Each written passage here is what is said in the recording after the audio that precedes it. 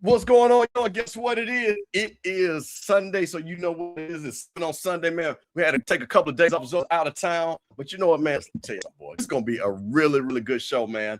Got a lot of things that happened from last weekend, a lot of things that have happened this week, man. So listen, we are in here, man. We're going to have a really good time. Man, pull up a chair, get you a drink. Man, tell your folks, Sippin on Sunday is on, baby. We about to do this thing right now, so get ready. But you know, so here's the thing.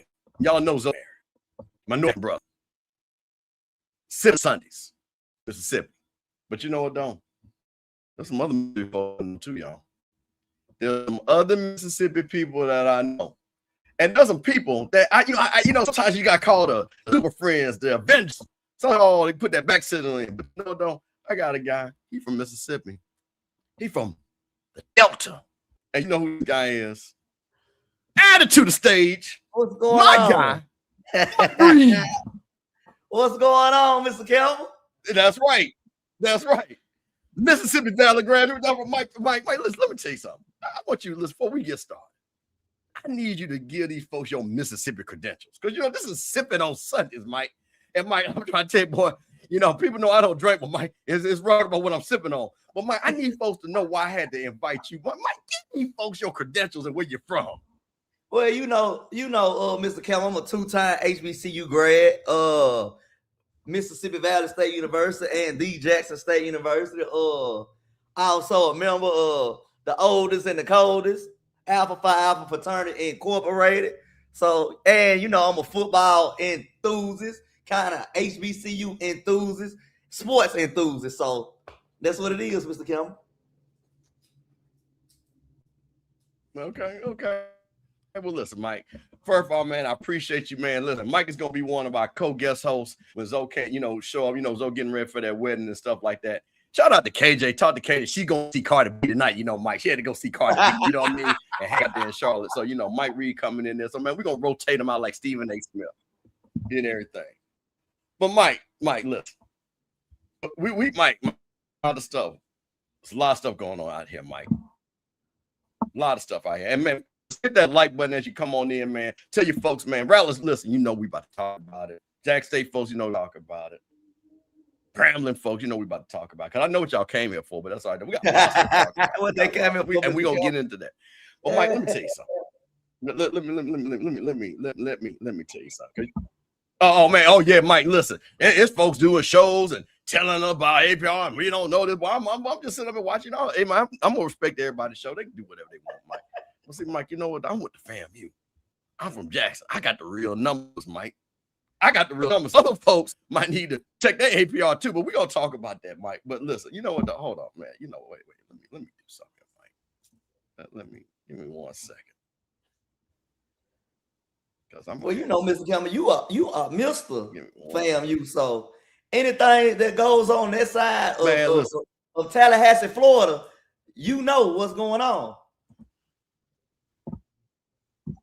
I know, Mike. So listen, I had to take the background off. You know what I'm saying? Jack, I need folks to see. Mike, it's bad. Mike, you know it's bad when your boy had to pull out the emergency. Mike, let me tell you a story about this here, Mike. Let me tell you a story about this here.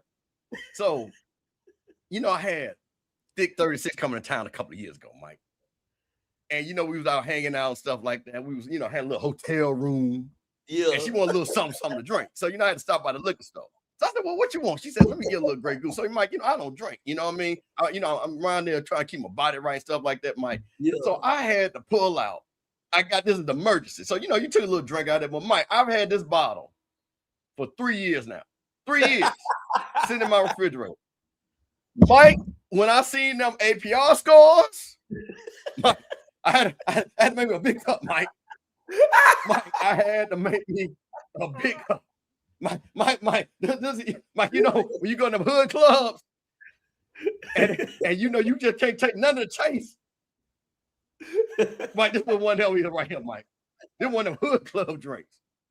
This one of them hood club drinks, Mike. Now, Mike, you don't. Now, Mike, you's a DJ. You might have to pull up with some of them videos, Mike. Now, just sipping on. Mike, what you got over there? What you sipping on? Well, you know, got a little Don Julio, you know, what I drink on a daily basis. Mr. Kelvin, hold on. There we go. Okay, little elixir there, huh, Mike? Little elixir. Yeah. Mike. You know, I drink mine straight, Mr. Campbell. I don't need a chaser. Well, Mike, listen, I want this thing. We gonna start. Listen, got so much going on here. There we go, freezing up. Man, listen, Campbell, with your news. You need, hey, bro, listen, bro. Listen, Brown, look, man, listen. I try to tell you, EA. Listen, I had this, emergency right here, bro. This is an emergency. Shout out to EA, man. Shout out to little baby. Shout out to Rozier. Shout out to Dukes, JSU in the house. Hey, might look like one of your 06 brothers in the house. I see you. Oh, yeah, we here. Trolls we here. 1906. Appreciate you. What's out to the fray? They did. The Alpha Phi Alpha's in the house, no doubt about it. Hey, man, listen. But Mike, we gonna start our pod. Cause listen, Mike, one thing, I want to be clear. So, Mike, we don't call nobody no names on Sippin on Sundays, but there's some Bammers out there today we're gonna have to address, Mike. So you know what I'm saying? Call them out. We don't want nobody. I'm here. Call them out. I'm here. Call them out. I don't care. Well, see, Mike, we gotta be cool because we don't want Scotty to lose his job. So that's why we have to keep it in the guardrails and stuff like that. But with that being said, if facts are facts, Mike, we just gonna let the facts lay. But look, Mike, I got to share something. I got to share something because there was an exciting happening that happened this week, and I want to share this right here. Mike, we got a new addition to the family, to the off-script family. Little Asa Michael Scott. I think Scott told me he was 7 pounds, 10 ounces. I told Mike, I said, I got to go play that cash through like the old folks, straight box, 7-1-0, straight box. I got to go play that. Shout out to Tuck. What's up, Tuck? Shout out to Tuck. What's up with it? Good Tuck, you know what I'm saying? So we got a new addition, man. So we got to, Scott only got to start 5 with them, Mike. Oh, yeah. Scotty got to start 5. He working on the football team, but right now he got the basketball team. Well, listen, he got that starting 5. So listen, Scott, even though you can come on, Brett, let little Asa come on and join the show if you can and stuff. Oh, Kim, I'm playing that. I'm old school, man. I'm playing straight box $1 710 tomorrow. There ain't no doubt about that. Playing it absolutely. We know we're doing it. So, Mike, hey, shout out that. Man, this is just a beautiful thing, man. Scott is coming into our life, man. We're on this platform. And shout out to the Rocky Miller channel. Shout out to Off Script channel because it's Sippin' on Sundays. My co-host, Mike Reed, Mr. Campbell in the building. We about to talk about a whole bunch of things, man. So, listen, I had to cut, like I said, cut my background. Okay, I got some props. I want people to see my props and stuff like that, Mike. Clean little background. Mike, let me tell you something, Mike, real quick. You see this mirror right here, Mike? Yeah. Mike, can you see that? Yeah, I can see it. With the light, the LED. So, Mike, listen. I like it. I'm an old man though, Mike. So Mike, Mike, you've been around me. I got style, Mike. So I was, watching a YouTube video and they say, you got to get your full length mirror. Now, Mike, I ain't gonna tell you what I do with that full length mirror, but I had to make sure I get that LED light, Mike. So little something, Mike. Just like a C. You know what I'm saying? It's 36. Come on through it. You know what I'm saying? So so that's what y'all see the background up here, man. And everything. And stuff. So yeah, so there ain't no doubt about it. Look, hey, listen. Oh yeah, man. Oh man. 3-hour show with slides. But listen, we got some slides tonight. Cause see, man, Mike, I'm gonna solve the problem for FAMU. And shout out to, like I say, the administration because they addressed it. Well, Mike, you know what? We're gonna get into some of the simple stuff first, Mike. Because man, it's a lot of stuff going on, Mike. And I'm gonna get into this thing right here. Mike, we got to talk about because we were gonna talk about this last week, but everybody saw it, Mike. What in the hell was going on with Don Staley and your boy Geno Auriemma, man? I'm gonna pull this up, Mike. And I know a lot of y'all saw this, but we ain't talking about no Sippin' on Sundays. I'm gonna pull this up, Mike. We're gonna talk about it right here. And Mike, we just gonna break this thing down because Mike, one thing I say, Don Staley, shout out freshman class of '88, my freshman sister. And stuff. They've been watching Dawn Staley. She was actually my senior year. She was the USA Today Women's Basketball Player of the Year with Alonzo Mourning. So Dawn been in this game for a second, Mike. Oh yeah, she been. So see, Dawn ain't no lightweight in this thing. You know what I'm saying? So pulling it up here, Mike. Give me 1 second as we get it because I got a lot of things going on. And man, I'm sitting up here. I'm a big basketball fan and stuff like that. UConn was undefeated. You know what I'm saying? They were doing their talking. Well, see, Dawn, one thing about it, Dawn know how to coach that basketball. So do. And I'm trying to pull up this video. Y'all apologize for a second when I get this video together. But let me ask you this. Here we go. So give me 1 second. Because again, I know people saw this. because it's 2 parts, 2 videos I want to play on this. Because this rocked the world right here, Mike, when people was watching this. Because, you know, it's like, man, what's going on? Shout out to Keeping Up Fan. He talked big blowout for South Carolina. And this is your boy Geno coming up here. Here we go. Inbound here. The officials will hold the players now. Dawn and Geno getting into it a little bit on the sideline as Geno has to be held back.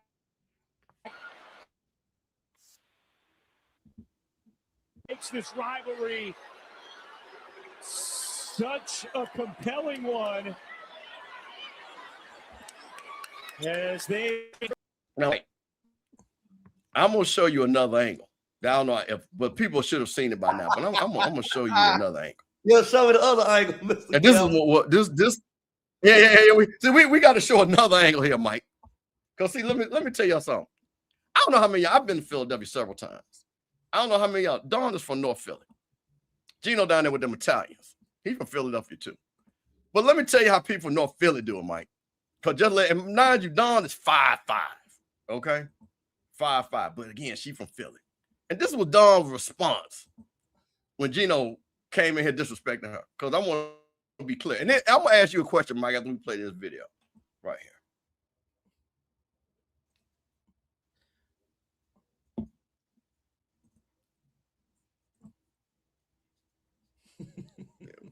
There we go. Here we go. And this is Dawn right here.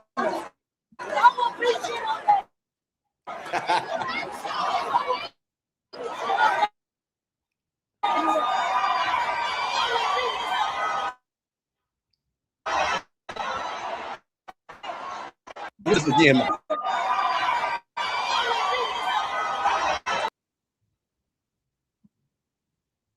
Now, Mike, I quote, I will beat Geno's ass.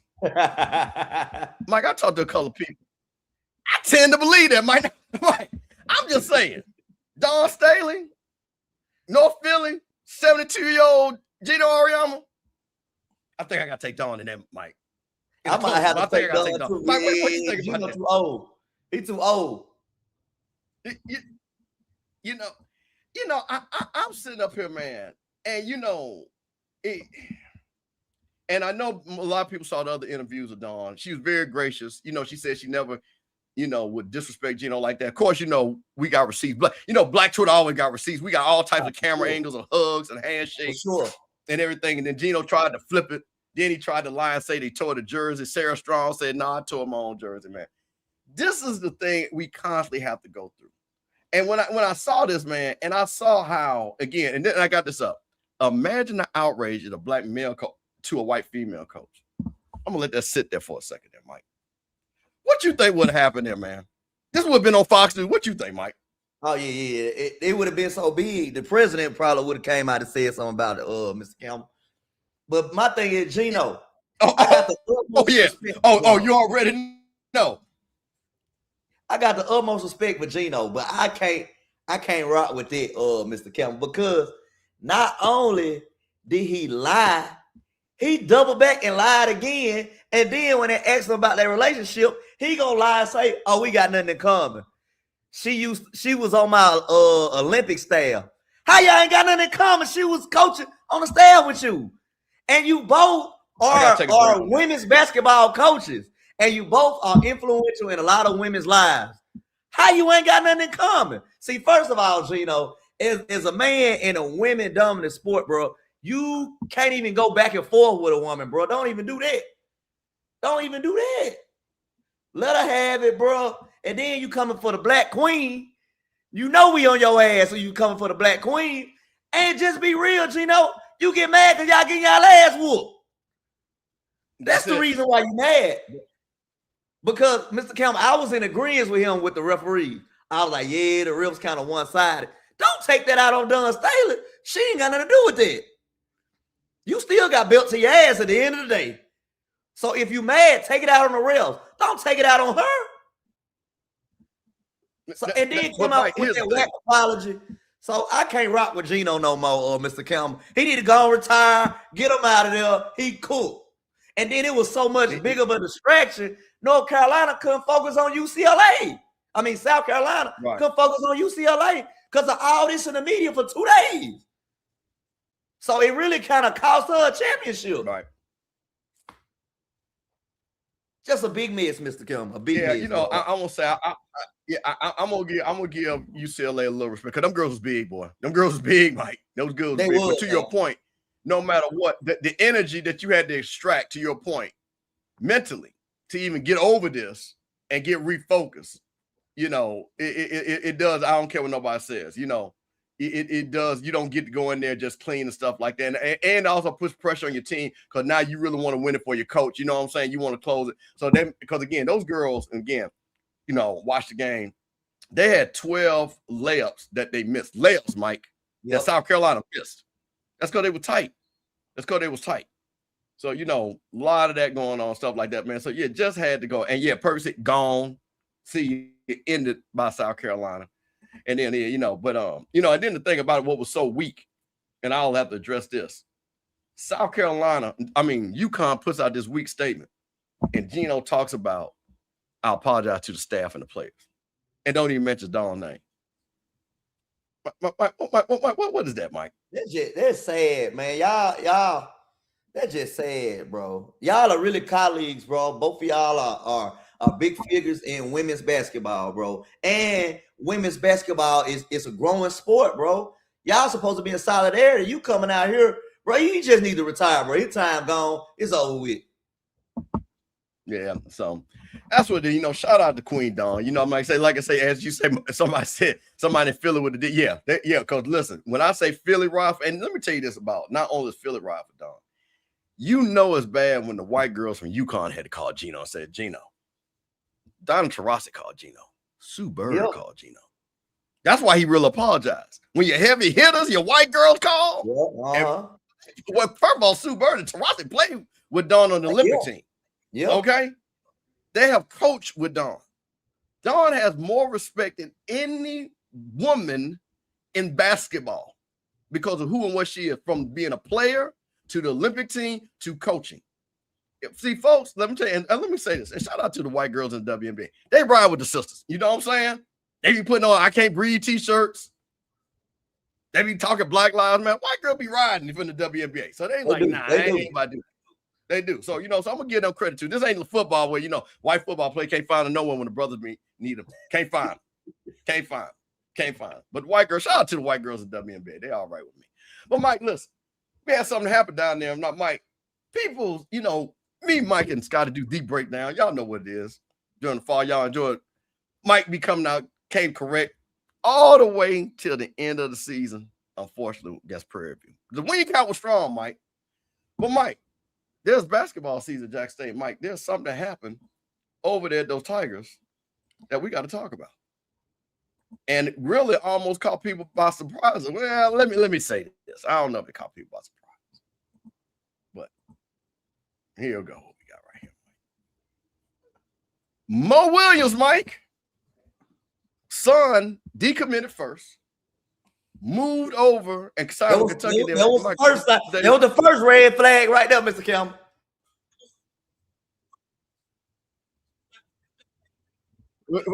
You knew something was up, Mike. Yeah, that was the first red flag. And then a couple of days, then you got Mo Williams heading to Kentucky being assistant coach. Now, you know, I pulled this up right here because I thought this was interesting. You know what I mean? 3 reasons why Mo Williams was a home run hire for Mark Pope in Kentucky. Let's see what the man say. Williams will help develop the backcourt. Now, people remember Mo Williams played in the NBA, played right there next to LeBron. Yeah, my boy.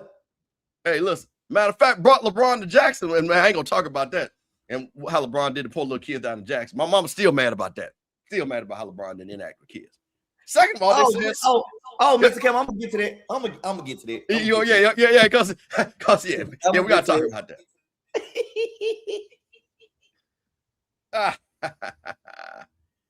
So listen, you got the scouting. They say, you know, so they're gonna be a good scout, you know, like that. And then of course recruiting. So Mike, the man, listen, when you talking about assistant coach right there, man, that's not bad, Mike.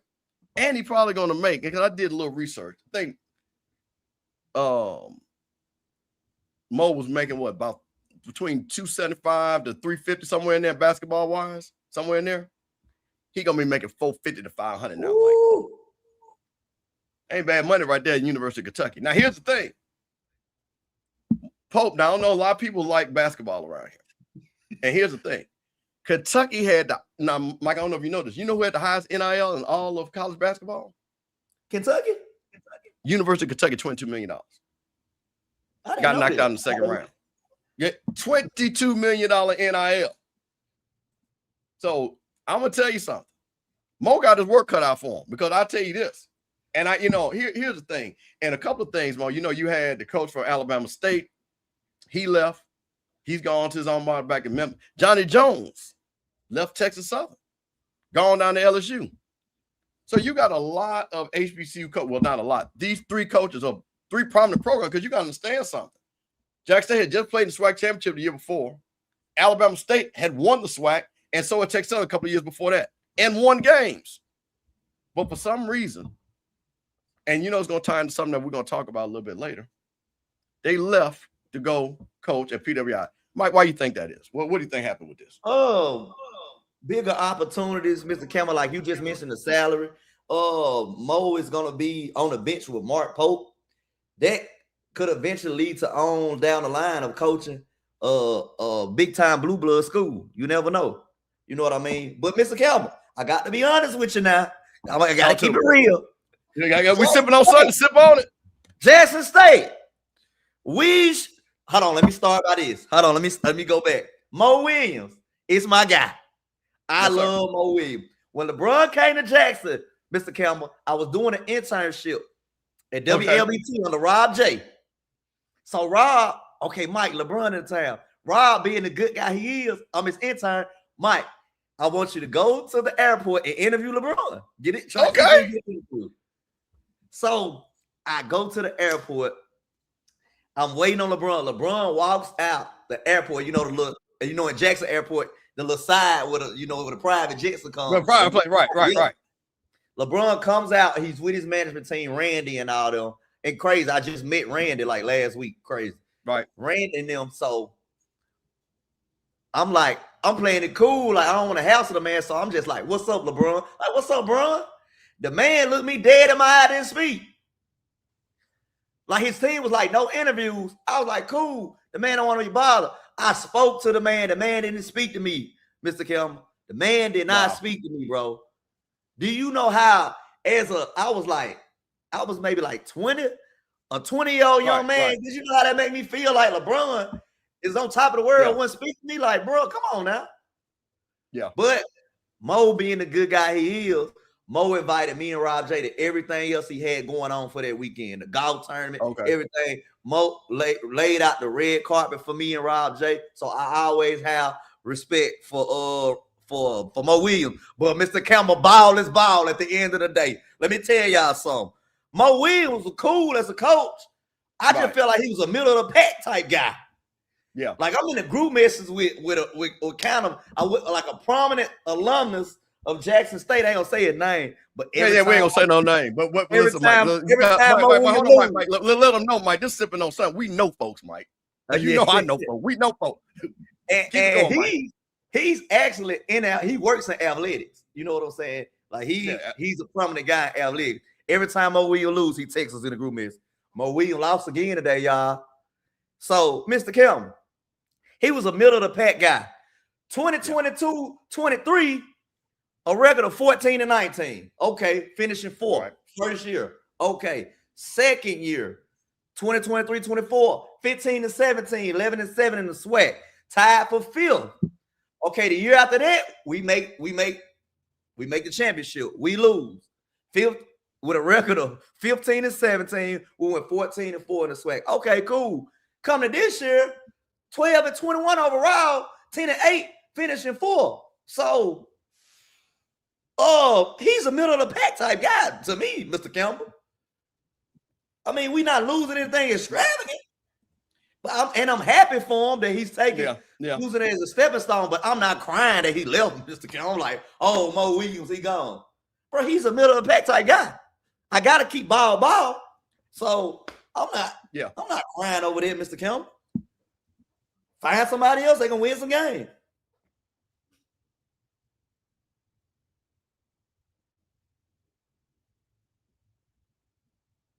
Oh, so yeah, I think again, and I was talking to Zoe, saying kind of same thing. Well, Mike, you heard the rumblings down there on 1400 Lynch. You know what I'm saying?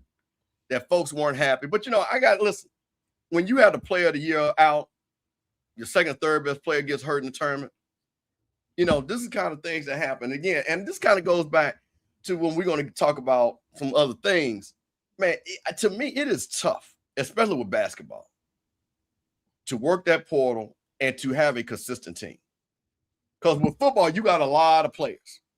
But basketball, man, you got to go out there and really, really find it. So, man, listen, shout out to Mo. Man, we wish him well going up there to Kentucky and stuff like that, man. I really want him to see. I'm not a Kentucky fan. I'm a Louisville fan, because shout out to Lancaster going to Jackson, Mississippi. He went to Louisville. That's how I started following Louisville. We're gonna talk about my team, Mr. Campbell. You're gonna bring them up. Don't worry about it.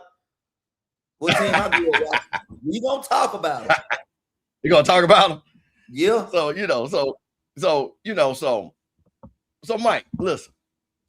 This is Sippin on Sundays, and one of the things I like about Mike said, hey, Mr. Campbell, we got to talk about something. Because, Mike, this is going to be near the dead of our heart because you remember when Scotty first came into this podcasting business. A lot of folks didn't like Scott, still don't like him. It was a lot of folks doing shows and talking about people's girlfriends. And what. Mike, I even got caught up in it. Me. Mike, I don't do nothing to nobody, boy. Folks start talking bad about me. Oh, I was cool with Scotty and stuff like that. Yeah, they talk about me too. I don't care. I'm like, man, what are we doing? So I'm like, man, so Mike, hold on a second. So, but Mike, it ain't just down here on our level, Mike. Because, we all watch these guys and things like that. But Mike, what is going on with the folks that make the real money? What is going on with the folk, with the black men's, shout out to the coach. Y'all know his. The men's, Coach McNair. What is going on there? So, Mike, listen, we've been watching this. You text me back, say, hey, Mr. Cam, what's going on this? I'm like, I'm going to play a little song. Because our boy, shout out to Cam Newton, my guy. You know what I mean? Shout out. Yeah, I rock with Cam. Cam, my guy. I look up to Cam. I like Cam. So this is what Cam kind of alluded to this, Mike. So we're going to talk about this on the other side.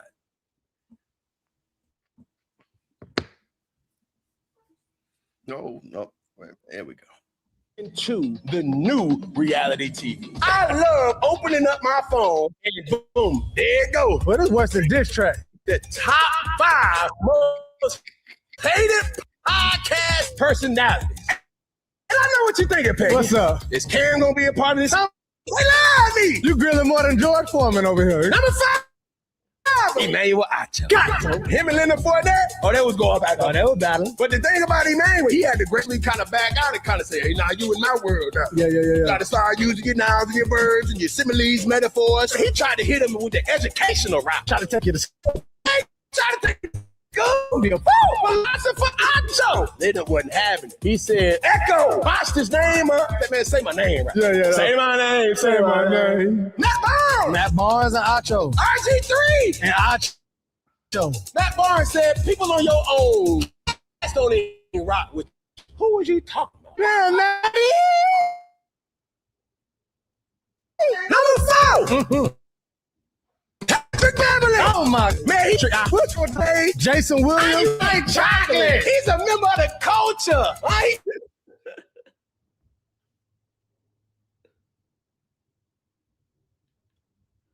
And ripping and cutting and cropping. Goodness gracious, I can't keep up. Number 3, Rashad McCants for the Gills Arena. Yeah. He be getting to wearing his crown and love to spill the tea. Every member knew. Oh, everybody in University of North Carolina, you versus them. Rashad. Number 2, Steve. That's my dog.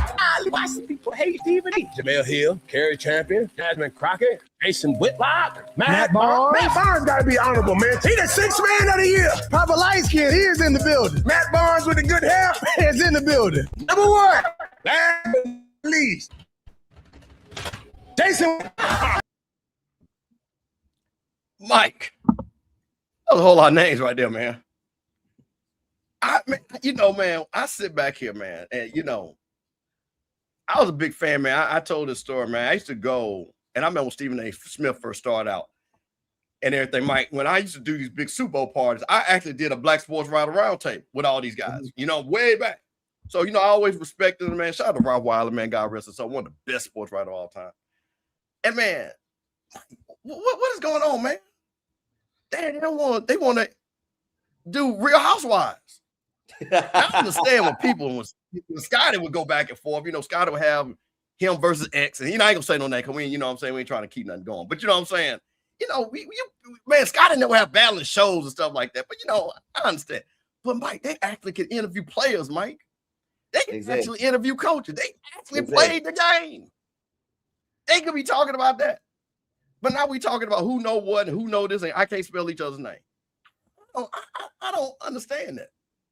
Ms. Campbell, can I ask you something? Please do. What's your thoughts on Stephen A. Smith? Listen here, Mike. Now, me and Stephen A. around the same age. And I know when folks go get money. See, I understand when folks go get money.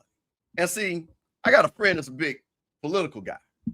And he said, let me tell you something. And Mike, he been dealing with the Republicans, Mike, back in college. Okay, back when we went to college. We'd be out there helping the Democrats and, NAACP sign up there. He was over there with George Bush and them. And I said, man, what you doing? He said, man, because ain't nobody else over here but me. I can go get a check. And he been getting checks from the Republican for the last 40 years. So let me tell you something. When Mike got stands for ABC, they big Republican folks, Mike. CEO gave money to Trump. That's his guy. So, Stephen A. want to get $100 million, Mike. They got to have a little talk with him in the back. Nah, for real. Mike, come on. We from Mississippi. You know how this go. Yeah. Cletus. I know y'all know them folks over there, March, but Cletus, we don't need you to be over there. We need you to make sure you come to work today. But just let us know if they do anything that might cause a little trouble. See, Mike, we grew up with that type of stuff. So Stephen A. wanted to get that money, and that was his whole thing. Because Pat McAfee got that money, and what did he say? He got that $85 million. He had to get it. So see, Mike, that comes with strings. That comes with big strings. So now what does he do? He goes and he starts right-leaning, as they say. He starts wanting to check the Jasmine Crockett's. He wants to say Kamala this and Kamala that. But the thing about it is, when black folks ask him a question, why you don't say the same thing about the motherfucker, he don't say nothing. He ain't got nothing to say. So I'm like, this is all about money. Because it's a lay for that. And when you go look at his comments, you got all them white boys that just sit on YouTube all day in their basement, on Twitch, playing, ain't got no girlfriends, and that's who all be commenting. Yeah, Stephen A., you tell them. You tell them. And then ain't nothing worse when I hear a black person say, I'm a free thinker. If you ever hear a black person say that, might run away. But that basically means when I hear somebody say I'm a free thinker, I'm just letting you know, Mike, I'm old school right there. Look out, see, look, shout out there. So I'm just letting you know. So that's my thing. Free and so, so two things can be. So yeah, oh yeah, when you hear that brother be thought I'm a free thinker. You know what I'm saying? I ain't be holding to nobody. Man, you gotta pick a side now, bro. You gotta pick a side. You can't be on both sides of the fence, Mike. You gotta be on that side or this side. Now, if you're on that side, that's fine. But stay on that side. So I can deal with you. So you know what he'll say? Hey man, I raised all this money for HBCUs. And he does. But guess what, Mike? He ain't the only person to raise money for HBCUs. I ain't got the money Stephen A. Smith, but guess what I raised money for? FAMU, Jackson State, Grambling. I done raised money for all them jokers. So you ain't got to sit up there, and that's what you're supposed to do. That's what you're supposed to do. And exactly, no smoke, not whatsoever. And then, or if listen here, Mike, this is on the side, but this is go to your point. I don't know if you know the Attorney General of Florida came out and said that. Yeah, I saw that about the NFL. It was DEI if you interviewed black coaches. So, Stephen A. had to come out there.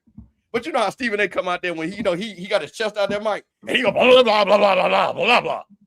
When we talk about the white man down there in Florida, well, I really don't know the guy, and I think he's doing a good job, but I just think he's wrong here. Why you got his inside voice there, Mike? Why you got his inside voice? Where the outside voice at? He got the outside voice for Jackson McCrockett. He got the outside voice for Kamala Harris. He got the outside voice for Kevin Durant. He got the outside voice for LeBron. Why the inside voice for whenever you talking about Trump and all his boys? Why you talking like, I don't know the guy and everything. Why you got his inside voice, Mike? You ready for my rant, Mr. Kim? Yeah, go right ahead. The floor is yours. I'm gonna sip a little something. Shout out to Grey Goose. My thing with Stephen A. I like Stephen A. I think Stephen A. does a tremendous job of putting HBCUs on the platform. Because without Stephen A., ESPN would never go to HBCU without him. But I just think sometimes, bro, in this space, you are in sports, bro. Like the politics and stuff is cool. Sometimes you gotta keep ball, Mr. Campbell. Like I watch ESPN to talk about sports. I don't want to hear about this other shit you got going on, especially your personal vendettas against this person, that person, this person, that person. And that's my whole thing with the black sports media. Like y'all are talking all this stuff, making it a reality soap opera, talking about each other, black men bashing black men, when you're supposed to be talking about sports, bro. We want to hear about sports, bro. I don't care that you think you don't like this guy or this guy don't like you. I don't give a damn about that. That ain't none of my business. Ball is ball. And I'm going to keep it real. That's why my favorite show on ESPN is the Pat McAfee show. My favorite show because at the end, Pat McAfee has more cachet at ESPN than anybody because he had his own platform. And when he got brought to ESPN, I don't need y'all. Y'all need me. So he can do what he want to do, but he does a good job of keeping ball, if you get what I'm saying, Mr. Campbell. It's strictly sports. They sit on that show. They don't hate on nobody. They don't hate. If you play bad, they say he played bad. Maybe he can come back and play better. They don't take personal feelings. And then he got relationships. That's why his relationship with everybody in the sports industry is so good. He don't sit there and bash anybody or whatever. And on them, with them, sport doesn't have a color. Ball is ball. And I believe that, Mr. Campbell. Ball is ball. I know some things happen because of race. We be like, but at the end of the day, ball is ball to me, Mr. Campbell. I watch ESPN. I watch these sports broadcasts and podcasts to hear about sports, bro. I don't care about all this other stuff y'all bashing each other, bro. I don't want to hear that, bro. I don't want to hear that at all, bro. And I just hate, bro.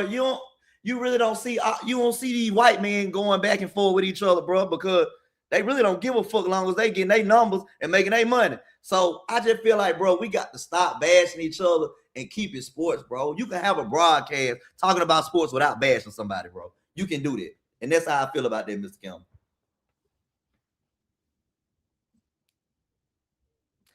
Rocky, how I'm being a hypocrite? Hold on. I'm going to push back on Pat McAfee a little bit. Yeah, but I just want to know how I'm being a hypocrite. Hold on. I'm gonna let you. You know, Rocky will be on in 2 seconds. He'll definitely tell you. But I'm gonna push back. Here's the thing about Pat McAfee. People tune in to hear about the sports aspect, bro. Yeah, Mr. Campbell, explain. Let me say this, Mike. Let me say this. Let me. Well, okay. So let me tell you something. We are different ages, so this is more of an age thing. Yeah. I don't like Pat McAfee because he did that white boy frat humor. He the type of white boy you be cool with, but you catch him the wrong way, he call you a nigger. It didn't mean it. I'm just trying to tell you, he come off like that. That white boy frat humor. And he down with Trump and all that. But I ain't mad at it. But to your point, what he tries to do, be like white boys and frat white boys, they try to keep it light, right? They try to keep it light. They try to keep it whatever. But he do have that white boy frat humor. But that's okay. But my thing is with Stephen A., that's what I'm saying about pick a side. See, I know what Pat McAfee is. Like you said, I know exactly what he is. I get what you're saying. Yeah, that's my thing. See, that's why if I watch him, which, you know, if he has to your point of interview, like, because he interviews a lot of people, I will watch, but I know who and what he is. My problem with Stephen A. is I don't know what you are now, brother. Yeah. I get what That's you're saying. my problem. And that's why I think people have a problem with him because, see, for Pat McAfee, he can be goofy. He can say this. Because, like you say, in the white culture, he's not on the top rung. He's not. He's not. It's awful. It's levels to that. You see what I'm saying? You got Joe Rogan over there tripling what he doing. Talking crazy. You see what I'm saying? That's all I'm saying. It's levels to this thing.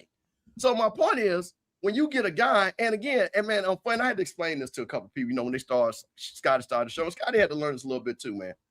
We can't separate ourselves from what we are. Because we are always, we on this show right now, somebody watching this, I got to make sure that I represent my family, FAMU, and HBCUs in Jackson, Mississippi. I think about that. Before I open my mouth, I really make sure I think about it. Some other people might not. That's just me. I know you do, Mike. I mean, you have talked a long time. I know you for like 2.5 years now. I know that you respect your father. I know you respect your fraternity. I know you respect Mississippi Valley. You ain't about to say nothing crazy against none of them three. You see what I'm saying? You're not. That's how catch you are. Exactly. Yep. You get to my point. We on the same page, Gil. Yeah. So that's the thing about it, man. So what's disappointing is what I would like to see. You got all these brothers that are very talented. Like exactly. You say, on this part, and I think, Mike, this is what your point was on the politics side. Because I want, again, you can speak for yourself and let you speak. But I don't want to hear Stephen A. Smith doing a whole hour show about Matt Barnes. I don't want to see Matt Barnes smoking a blunt outside talking about Stephen A. You was my boy. Thank you. He was cool. But now you're talking that shit. Smoking the blunt. See, I don't need that. I need you better playoffs get ready to start, bro. I need you to be ready to playoffs. You know what I'm saying? I don't Matt Barnes. I know it's all up in smoke. How about you smoking a blunt and tell me why Wimbiana should be winning the doggone MVP? Yes. Yes. I don't need Emmanuel Acho and Leonard Fournette talking about who played better, who did this, man. Exactly. Listen, I don't need all that because, see, man, the worst thing I told somebody this, and again, and we could be part of it, and I'll take it. You got too many people with a microphone talking about stuff they don't know they talk about. You know One thing about me, Mike? I stay in my lane. Me too. People know where I'm from and know I do. I ain't about to talk about no medical stuff. I ain't about to talk about. But the stuff I talk about, you can take it to the bank. And I'm not going to disrespect. I tried to do my best. When people that have gotten upset with me, which is very few, they know I've either apologized or, frankly, I stand on what I said because I don't do no wrong to nobody. And even Scotty, because I love him, y'all know, and this ain't no secret. When Scotty get out of pocket, Mike, who called him? Hello. This guy. You. I call him. Say, hey, man, listen, can't be doing that, bro. Yep. And he knows. I call him right now, man. Hey, listen, I keep an eye on it because this is bigger than us, man. This is a big platform that we got. So we got to do it. So, yeah, so we not going to be. That's why we got Sippin on Sundays, man. Rocky Miller channel. Hey, Mr. Campbell, channel, man. One more thing, Mr. Campbell. Like, because see, I'm here, I'm looking at the comments. Bro, somebody's put like, what political party somebody ride with? I don't care. That's your opinion. That's your thing. Like, right. I don't care. Like, you can have your own. Everybody not gonna agree on religion and politics. And I try to stay out of it. Because they say there's two things you really just don't talk about with people. I try to stay out of it. I like sports. I want to hear sports. I don't care about politics. I don't care about your religion. I don't care about who you don't like and who you like. I like sports, Mr. Kelman. So that's what I'll be tuning in and want to hear. Hey, man. Yeah, y'all take a drink on that. Shout out to Mike Reed. We'll leave it. We'll let y'all laugh. Now, Mike, take one for you, Mr. Kelman. Go ahead and take. Now, Mike. Now, hold on now, Mike. Like I say, we got a lot of stuff. Listen, man, we're going to be on here for a while. So, man, pull up a drink. Tell your folks that we online, man. We're going to have a good time. Now, Mike, you a member of Alpha Alpha? Yes. 1906 to those days. You hear me? What's your chapter? What's your chapter? Shout out to your chapter. Zeta Phi. Shout out to Zeta State University. Now, Mike, so you part of that D9. Now, Mike, there's a group that 2 years later was formed called Alpha Kappa Alpha. And listen, my whole family. Yes, indeed. Yes, indeed. AK. Shout out to the AKs. Shout out to Beta Alpha. Shout out to Glamour's Gamma Road, Jackson State. Shout out to the AKs at Dillard. I mean, I got them all over there, Mike. But, Mike, it was something that happened down here in Florida. I just need to know what was the AKs thinking. I just think that Mike, when you talk about the AK, you talk about pretty, proper, and prim. Pretty Girl Incorporated, Mike. Somebody you bring home to your mama. Like, I'm gonna just tell you right now. You Mike, I just Mike, this little secret on the street, Mike. I got a little AKA in the background. Mike got a little AKA I hang out with, little something. Hang out. She keep me straight, Mike. You know what I'm saying? She be doing her little thing, little step and everything. Like I'd be like, "Y'all step on, baby. I see you, Mike." But Mike, but something happened, and I broke this down, so I'm gonna let them break this down, and we got to talk about this on the other side here, Mike. Let's say this great. What was y'all expecting? Kurt Franklin, Stone? The AKAs hired rapper Trick Daddy to perform at their regional conference. They said that all of their requirements were ignored. From the language and comments that were made by the rapper, they were unacceptable. Now, let me tell y'all who Trick Daddy is. In one of Trick Daddy's most popular songs, he says, and I quote, "You don't know Nan N-word, who do more freaky stuff, eat your coochie with your legs up, then I blow all in your butt." Then his homegirl Trina turned right around after him and say, "You don't know Nan ho, who quick to deep throat a D-I-C-K and let another bitch straight lick the click. You don't know Nan ho." What was you expecting Trick Daddy to sing? His name Trick Daddy. He ain't doing clown tricks. He a trick like a pimp. He passing out money to bitches and hoes. That kind of trick. Man, they say the AKAs was walking up out that conference faster than Nick Cannon when you're trying to have a conversation with him about condoms and birth control. They ain't want to hear all that. Trick Daddy on the stage, "Do my ladies run this mother?" Gyrating and talking all nasty and freaky. Then you know what he looking like these days. If it was somebody more desirable, they probably wouldn't have had a problem with it. But when you up there looking like Big Mama from Soul Food, talking about some "you don't know Nan," I guess I'd be offended too, goddamn. I guess it's all good long as Trick Daddy got his money. Because like he said, you don't know Nan who will run up in your house and blow your motherfucking brains out. You don't know Nan nigga. AKAs, what was y'all? So Mike, I got we got some inside video, Mike. You know, shout out to the young man that did the break. I couldn't do the breakdown any better than that. Hold on, Mike. I'm trying to. Here we go. Now, Mike. Here's the actual performance. As we about to pull this out.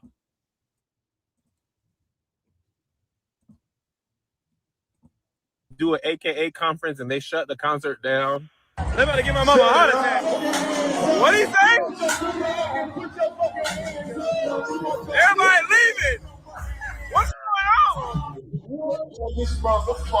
What do you say? You all my ladies run this motherfucker. What?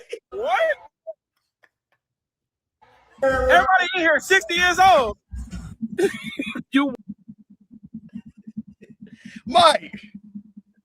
Mike, what? Mike, they had the golden sorrows clutching their pearls, Mike. Mike, I'm not a member of the D9. Shout out to all the members of the D9. Shout out to all my boys. Shout out to my boy EA. Shout out to Beta New Alpha Phi Alpha down there. Shout out to Delta Chapter Kappa Alpha Psi of Jackson State. Shout out to Alpha Z Kappa Alpha Psi. But Mike, what were the AKs thinking? Mr. Kelvin. Mike, I don't know who decision this was to book Trick Daddy. Who was in the meeting when they were discussing? Okay, y'all, we gonna book Trick Daddy for the conference. Who was in the meeting? Everybody know anything about Trick Daddy. You know what you getting. You know what you in store for. But Mike, Mike, let me ask something to you. Not only did they book Trick Daddy, they booked Luke and JT Money. Luke, yeah. Luke. Mike, now listen. Now, Mike, I'm just gonna explain something to you. I went to college in the heyday. See, I'm a child of rap. Rap was born when I was born. Okay. You gotta say so. There was the time when there was no cursing, Mike. I remember when we were like, oh my God, they're cursing. You know what I'm saying? So Luke came out. Okay, 2 Live Crew. On the back end of me leading FAMU, Poison Clan, JT Money, and Trick Daddy Dollars came out. Yeah, Trick Daddy I Dollars. I thought this was a FAMU be out day, Mike. When I saw the lineup, I said, wait a minute. This gotta be a FAMU be out day. I'm like, this can't be the laser Alpha Kappa Alpha at a regional convention. Come on, man. What, Mike? Okay, Mike, they not only had Trick, they had Luke and JT Money. The whole lineup. The whole lineup, boy. Hey, flat. Hey, man, that was like the Miami Fresh Fest 1992 down at FAMU. Come on, man. What, man? I'm like, man, listen. Oh, man. You know, and again, I didn't play. Listen, so Trick had a response, and because you know we're a family show up here, he kind of used some derogatory language against one, but he apologized. But I didn't want to play that because you know what I'm saying we don't do that here. But Trick was like, listen, y'all knew who I was. Exactly. Don't tell me about no playlist. Don't tell y'all me knew what y'all was gonna get. Exactly. And the thing about and this is what I think happens all the time, man. When you have a group that are part of a group, but ages are different, right? Yeah. So again, like you said, you got the Golden Star 60. You know, they didn't come up with that. Now the ones like my friend Beta Alpha, see, she was down there. She would have been out there dropping it low. She know who she is. She would have been dropping it low. See that crew.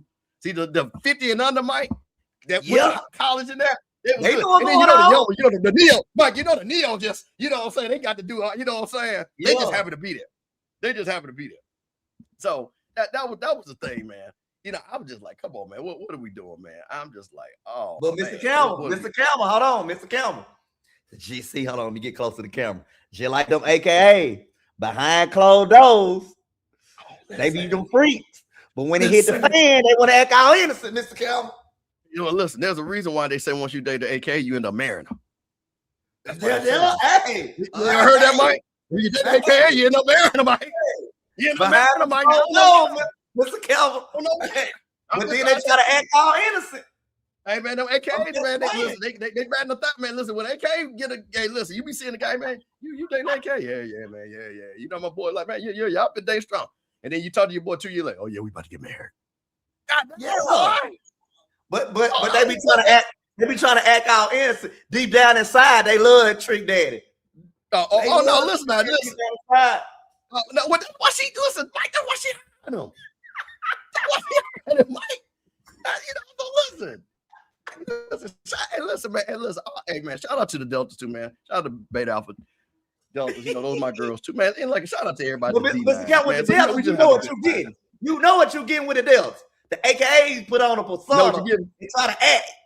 You know, but with the Deltas, they'll tell you straight up what you're getting yourself into.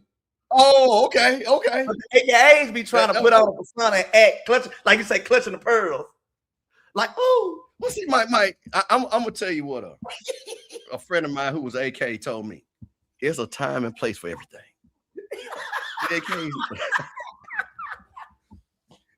Yeah. Mike. Mike, I got cut out. I'm about to be in trouble. This is one of them AKs right here. One of them prominent ones, boy. I want to move on, boy. When they know. So Mike said it, Michael Alpha, so don't say it on me. They know. I'm just saying they know, Mr. Kim. They know. Not Mike. Before we get to the thing where everybody here, Mike, I saw this, and this right here, man. Listen, I know y'all young folks do things, but I'm just gonna tell you, and I'm gonna ask you, Michael. I don't know, but I got a feeling I know your answer. But I know you saw the skit with Drewski, right? Yeah. And basically what conservative women do. He didn't say what woman, he said conservative women, right? And you know, and what's funny when you look at Drewski's skit and people try to say, oh, was you know, I'm not gonna say the name of a certain person because you know, whatever, I ain't trying to cause Scotty no trouble, you know, he probably trying to shut stuff down. But then what was funny, it was 4 or 5 women that looked exactly like he was talking about. They all look the same, Mike. I was like, damn, see? But here's what I saw. And I'm gonna pull this up, Mike, and play this. Because this is, you know, Mike, this is Sippin on Sundays. We from Mississippi. The thing, we don't play certain things. But I saw this. And you know, a lot of y'all young folk like this cat. And he said he gonna do something interesting. So I'm gonna play this on the other side and see what you put this here, Mike. I've been over the last couple of days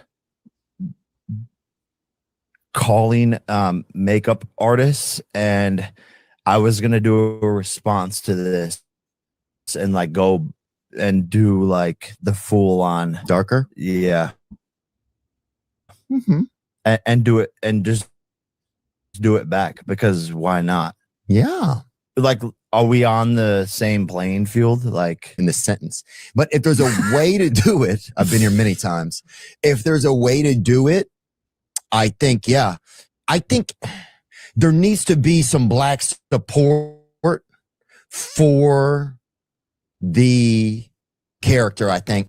Like I'm saying, like say if Drewski or I'm trying to think of somebody else. Charles Barkley. Charles Barkley. If you got one of those guys to be like, hey, Theo, I want you to do this skit with me. Let's do this. But still, that's pussying out. You think it is? Yeah. To me, there's a level of like, Doesn't that make us more like prejudice? like more prejudice? That makes us, if we have to partner with someone. Drewski just dropped this. And he's done it a couple of times. I'm from the old school. From the old school, raised by folk that march in them streets. I'm just gonna tell you something. I don't know how y'all move. J. Paul, you might not want to do that. You might not want to do that. Now, some of y'all young folks, Mike, I hate to say it, they may be a little bit young now. Some of y'all don't understand what that means. Some of y'all think that might be funny. I don't see how that's gonna be fun. And then how you gonna throw Charles Barkley on the bus, which kind of scared me right there. He said maybe I can call Charles Barkley. What the hell is Charles Barkley talking about? You know, like is he that comfortable? Hold on. And then that white boy, I guess, is a big time podcaster. And you see how he set him up. He said, hey, you know, I might get in trouble with this, but there is a kind of a way to do it. You see how they scheme it, Mike? If Jake Paul do blackface, what you think gonna happen? Mr. Campbell, Jake Paul, do it. But you got to be ready for all consequences that come with it. Now, when you go back to your wrestling and one of them black niggas back slap the shit out your ass, I don't want to hear no crying. Don't play the victim. Don't play the victim when somebody slap the shit out you now. So do it. Do it. Just be ready for whatever smoke come with it, Mr. Campbell. He got to be ready for whatever come with it. All right. So we always argue he has not done it. That was an AI creation of what he would look like. Jake Paul has not done it. So I'm not gonna do it, Jake. Yeah, but listen, man. I come and shout out to the Breelers. And man, I grew up. Fannie Lou Hammond was one of my heroes. Aaron Henry, if you're from Jackson, one of my heroes. These folks, Dr. John Peoples, Jackson State. These are somebody. I'm talking about people that was in the struggle. And when I saw this, and that he was so cavalier about it, like, I think I should do it. That just let you know where we at, boy. Folks got too comfortable around here, Mike. Yeah, Mr. Campbell, too comfortable. I want somebody to slap the shit out of. No, he ain't. Hey, listen, he has not done it. That was an AI pitch. I'm trying to tell you what I know, bro. He has not done it. So, so man, just the fact, and if I'm Charles Barkley, I don't know when they come back on. I'm like, hey man, keep my name out your mouth. Yeah, for sure. Don't even put me in to let people even think I'm even down with you that much. I'm like, man, it ain't no way. I saw that, man. I was like, man, y'all, boy, is this where we at? Is this where we at? Do it, Jake. You thought Buddy knocked your ass out. Man, listen. So, like I say, I tell you what, he better not bring on any street that I'm on. But Mr. Campbell, if he do, he ain't gonna go to no places where nobody gonna do harm to him. He ain't gonna do that. Oh no. He'll be down at Mar-a-Lago. He'll be out wherever he at. He ain't Beverly Hills and yeah. No, he ain't gonna do it. No, he ain't gonna do it. Now, Mike, you know I'm with the Florida A&M University. And Mike, we used to have a thing called FAMU foolishness. A lot of things, Mike, we come on there and show Scotty. Scotty would do 3-hour shows.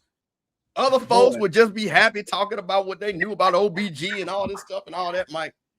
And Mike, so I had to deal with it. You know what I'm saying? You know, you take the good with the bad. When you're number one public HBC, folks are always going to be hating on you. But Mike, I don't know. I had a tracker, Mike. I had a tracker.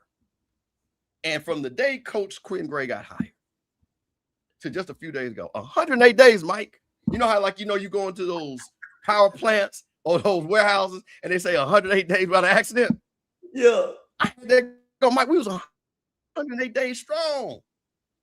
108 days strong, Mike, with no FAMU football. Mike, here's what came out just the other day. And I'm going to talk about this on the other side. And we pull this up. You know, everybody been waiting on you, Mr. Kelmer, to talk about this. Oh, yeah, man, I know. Oh, boy, listen, they've been waiting, Mike. I know they've been waiting. But we're going to get into it because that's what we're going to break it down. Because, listen, man, we're going to break it down. Mike, but see, let me tell you something about FAMU. See, Mike, we come out. Official statement, Mike. Official statement. You know, I'm like, everybody like, oh, Lord. But, Mike, here you go. FAMU football receives NCAA penalties. University outlines path forward. Florida A&M University announced today that its football program has received a level 2 academic progress rate penalties for NCAA 2026 football season, which includes practice restriction, ineligibility for postseason competition during the 2026 season, which is next season, of course. President Marvin B. Johnson and university leadership are committed to addressing structural conditions that contribute to this outcome and building academics. So here is President Johnson, because she's a lawyer.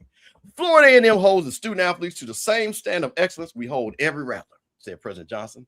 These penalties reflect a failure of institutional infrastructure, not a failure of our student athletes. We are committing to building the academic support structure this program has long deserved, and this administration will be accountable for delivering it. We are fortunate to have tremendous partners in Southwest Athletic Conference, Commissioner Dr. Charles McClellan, and I can swiftly provide the support we need. And then got a new AD. New AD had to put his little thing in there. You know, his statement, not a little thing, his statement. Shout out to, AD Davis. We owe it to our student athletes and the Rattler community to be transparent about where we are and where we're going, said Davis. The 4-year rolling average that produced this outcome includes a period of significant transition. That context does not excuse the result. And we're not here to make excuse, we're here to fix it. The 2026 season is the opportunity for this team to demonstrate its character, develop its culture under Coach Gray, and lay the foundation. Now, so again, that benchmark is a rolling average of 930. But I wanted to say something because shout out to Coach Quinn Gray. Because let me tell you something. And we got a lot of stuff to talk about tonight. But Coach Gray said something. He's been doing something right off the rip because Coach Gray knew that we were APR challenged. And I'm going to talk about that. Academics and football are not competing priorities in our program. They are the same priority. Every player on this roster knows the expectation. You handle your business in the classroom first. You have systems in place. Now it's about execution, accountability every single day. Our job is to build this program the right way on the field, in the classroom, and in the community.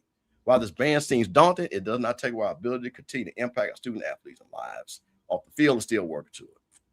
So, Mike. Now, of course, you had a whole bunch of fun. Now, my boy Crook, shout out to Crook. Like I said, we don't run away. And I told Crook this. Just glad Crook here because he giving us a view. Crook don't kick his jokes off. But let me tell you something, Mike. People, people, Mike, people got to do shows that don't know nothing about FAMU. But they got to talk about what they think they know. Well, we don't want you to blame certain people like OBG. You need to look at who the people to blame. First of all, this ain't got nothing to do with OBG, Mike. This ain't got nothing to do with the coach. Because, Mike, I'm going to show you a little something that I discovered. What you got? Man, listen. Because, see, what people want to do is they want to just talk about, they want to blame somebody, especially people that they don't like. And I'm going to say this again. This number does not reflect on Angela Suggs' watch. So I want to be clear on that because some of y'all try to mislabel that too. The people that were the ADs during this 4-year period were Gaucher, Mike Smith, OBG, Mike Smith again. That's the period of the ADs. I want to be clear there. The coaches were Alex Wood, Willie Simmons, and Cozy's 1 year, not this last year. Okay. But Mike, I want to show you something because this kind of threw me off. And where FAMU, hold on one second. Give me a second. I pull this up. There's 2 things I'm gonna pull up. Give me a second. Y'all pull your little something while I get this together. Because we gotta talk about this because people want to just do stuff for clicks. I'm here for results, Mike. You know me. And I think we're gonna get some results. But we gotta talk about where this started from. All right. All right, here we go, Mike. I'm going to share my screen. Make this bigger so y'all can see this. And this is public knowledge, so this ain't nobody to embarrass nobody and everything. Now, I've been on this long before her. Yeah, okay, here we go. Share my screen. Shout out to Crook. Because this is what Madam President is talking about. Now, Mike, can you see this? Yep. That big, Mike. I want now. You see this in 2004? That was 20 years ago, was it not? Yes. Not one time, other than 2008 and 2018, have we ever been over 930? Mike, for 20 years.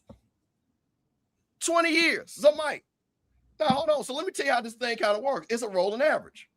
So sometimes when you're in a ditch, so look at in them 20 years, I'm gonna show you this. Let me show you who the coaches were during that time. Because this is kind of what happens when you see this. Because this is very important. And I'm gonna tell, and we're gonna work. Oh, yeah, Easton. Easton, okay, that first year before Gaucher. Okay, thank you. So there you go. Add one more. So these are our coaches right here, Mike. And I'll make this big. Now, this thing go all the way back to 2004. Can you see this, Mike? Yeah, I can see it. All right, and make this really big. These are our coaches. Billy Joe, Reuben Carter, Earl Holmes, Alex Wood, because Corey Fuller, Willing. Every one of these guys, Mike, gave the other coach a rolling average on the 930. Yeah. Every coach. So nobody had it where, hey, you know what? And I'm going to pass it off to Reuben Carter. Reuben, here you go. Reuben pass off to Joe Taylor, Earl, Alex Wood, Willie. So for every coach, and mind you, and we're going to talk about why does this happen? Because, see, some of y'all Bama's don't know how the APR calculated. I do, Mike. We're going to break it down. I'm going to show you too. And I'm going to show you how easy you can be in APR hell. So, Mike, if you're transferring transition coaches that much, guess what, Mike? What happens when coaches come and go? What usually happens? Oh, they just go. They leave everything else in shambles. No, but what happened with the players? Oh, players leave. Yeah, they gone. They gone with the coach. They gone with the coach. So, Mike, yeah, 5 coaches. So, guess what? Every time a player leaves, guess what? You're gonna have a problem. So, Mike, we're gonna break it down.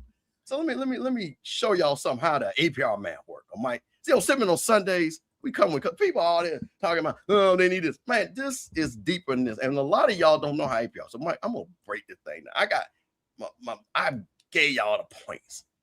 So here we go, Mike. So give me 1 second as I pull this up. Okay. Oh, somebody got it. Hold on, Mike. Got a alert on here. Oh, okay. I thought you had that dial up in that over there, Mr. Yeah, man. It look like somebody got kidnapped, I guess. So, Mike, here is how APR is calculated. Now, I want y'all to pull out your notes. Because, you know, Mike, you know, I got many jobs. But I'm also the APR investigator, Mike. They didn't know that. So I'm here to investigate the APR. So, Mike, this is how APR is calculated. Okay? So you got APR points earned and points possible times 1,000. That's how you get to 960. Now, here's what's very important. Every scholarship athlete, you get 2 points. Very important. You get 1 point if the athlete is eligible at the end of the term. You know what? Start school, end of the semester. You get another point if the kid stays or leaves academically. Okay? Returns, comes back. Now, here's the thing. That's retention. If you got 10 guys, 20 athletes, 10 athletes, you got 20 points. Say you got 8 athletes eligible and retained. So you get 16 points. 1 athlete is eligible, but he transfers. So, Mike, listen. When you transfer, you only get 1 point. As long as the guy's eligible. Okay? As long as the guy's eligible, you get 1 point. But if the guy is ineligible and leaves, which you know what happens? New coach comes in, sees the guys not doing right in the classroom, right? Because they're going to get rid of those guys first, right? Yep. You get 0 points. So you do that, you risk a 930. Now, I'm going to show you something, how this looks when you got a FCS. We got 63 scholarships, Mike. And I'm going to show you how quick you can get an APR hell real quick. Real quick. Let me make sure. Let me see which one I got out there. Nope, that's not the one I want. Hold on 1 second, Mike.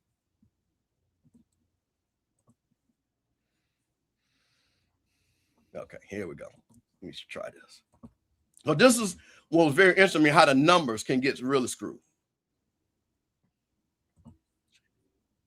Let's try to see if this is it. All right.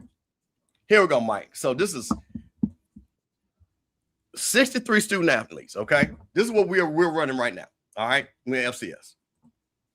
You get one eligibility point we talked about, and one retention point. So I said if we got 10 guys eligible that leave, okay? Yeah, leave, okay. 10 that leave out of 6, which that's not even a lot of kids. Now, Mike, how many times we heard 15, 20, 25, 30, right? Fast. Okay, so that means they're going to earn the eligibility point. And I'm talking just eligible, not ineligible, because that's even a whole worth thing. But they don't get the retention point. So here's the math for all you math wizards out there. 63 athletes times 2 points, 126 total points. Okay. You only earn 1 point for those who leave.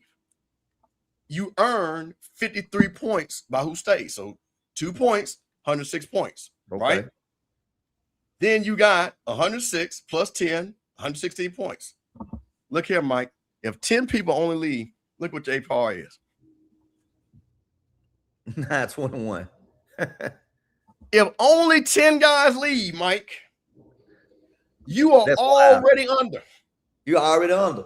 You are now, mind you, Mike, these are guys that's eligible. I didn't say ineligible. Listen to where I showed that. They were eligible, Mike. They just didn't want to play a fan. You know what? Maybe they got money to go to a Power 5, group of 4, right? They're eligible. 10 guys, and you are already under 921. This is where the problem is at. Now, here's the thing. If you're a recruiting guy, and I've always said this, and shout out to Coach Greg, I think he understands it. Coach Cozy was at the 220 Club, and he said, I'm going to get guys out the portal. And I was like, man, listen, you need to get guys that want to be at FAMU. You need to get guys that want to be Rattler football players. Yeah, they're going to. Because if you get guys that just want to be football players, Mike, guess what you're going to have? This right here, every year. Yeah. Every year. So, Mike, there's nothing you can do if you just lose 10 guys. And that ain't counting on Mike. Mind you, we're losing point because a lot of these guys that you kick off the team ain't even eligible. So then when you That's lose how 2 you points. Thank you. So you lose 2 points. This is the thing how people, we don't need all that. This is simple numbers. And this is why this works. Because you know what?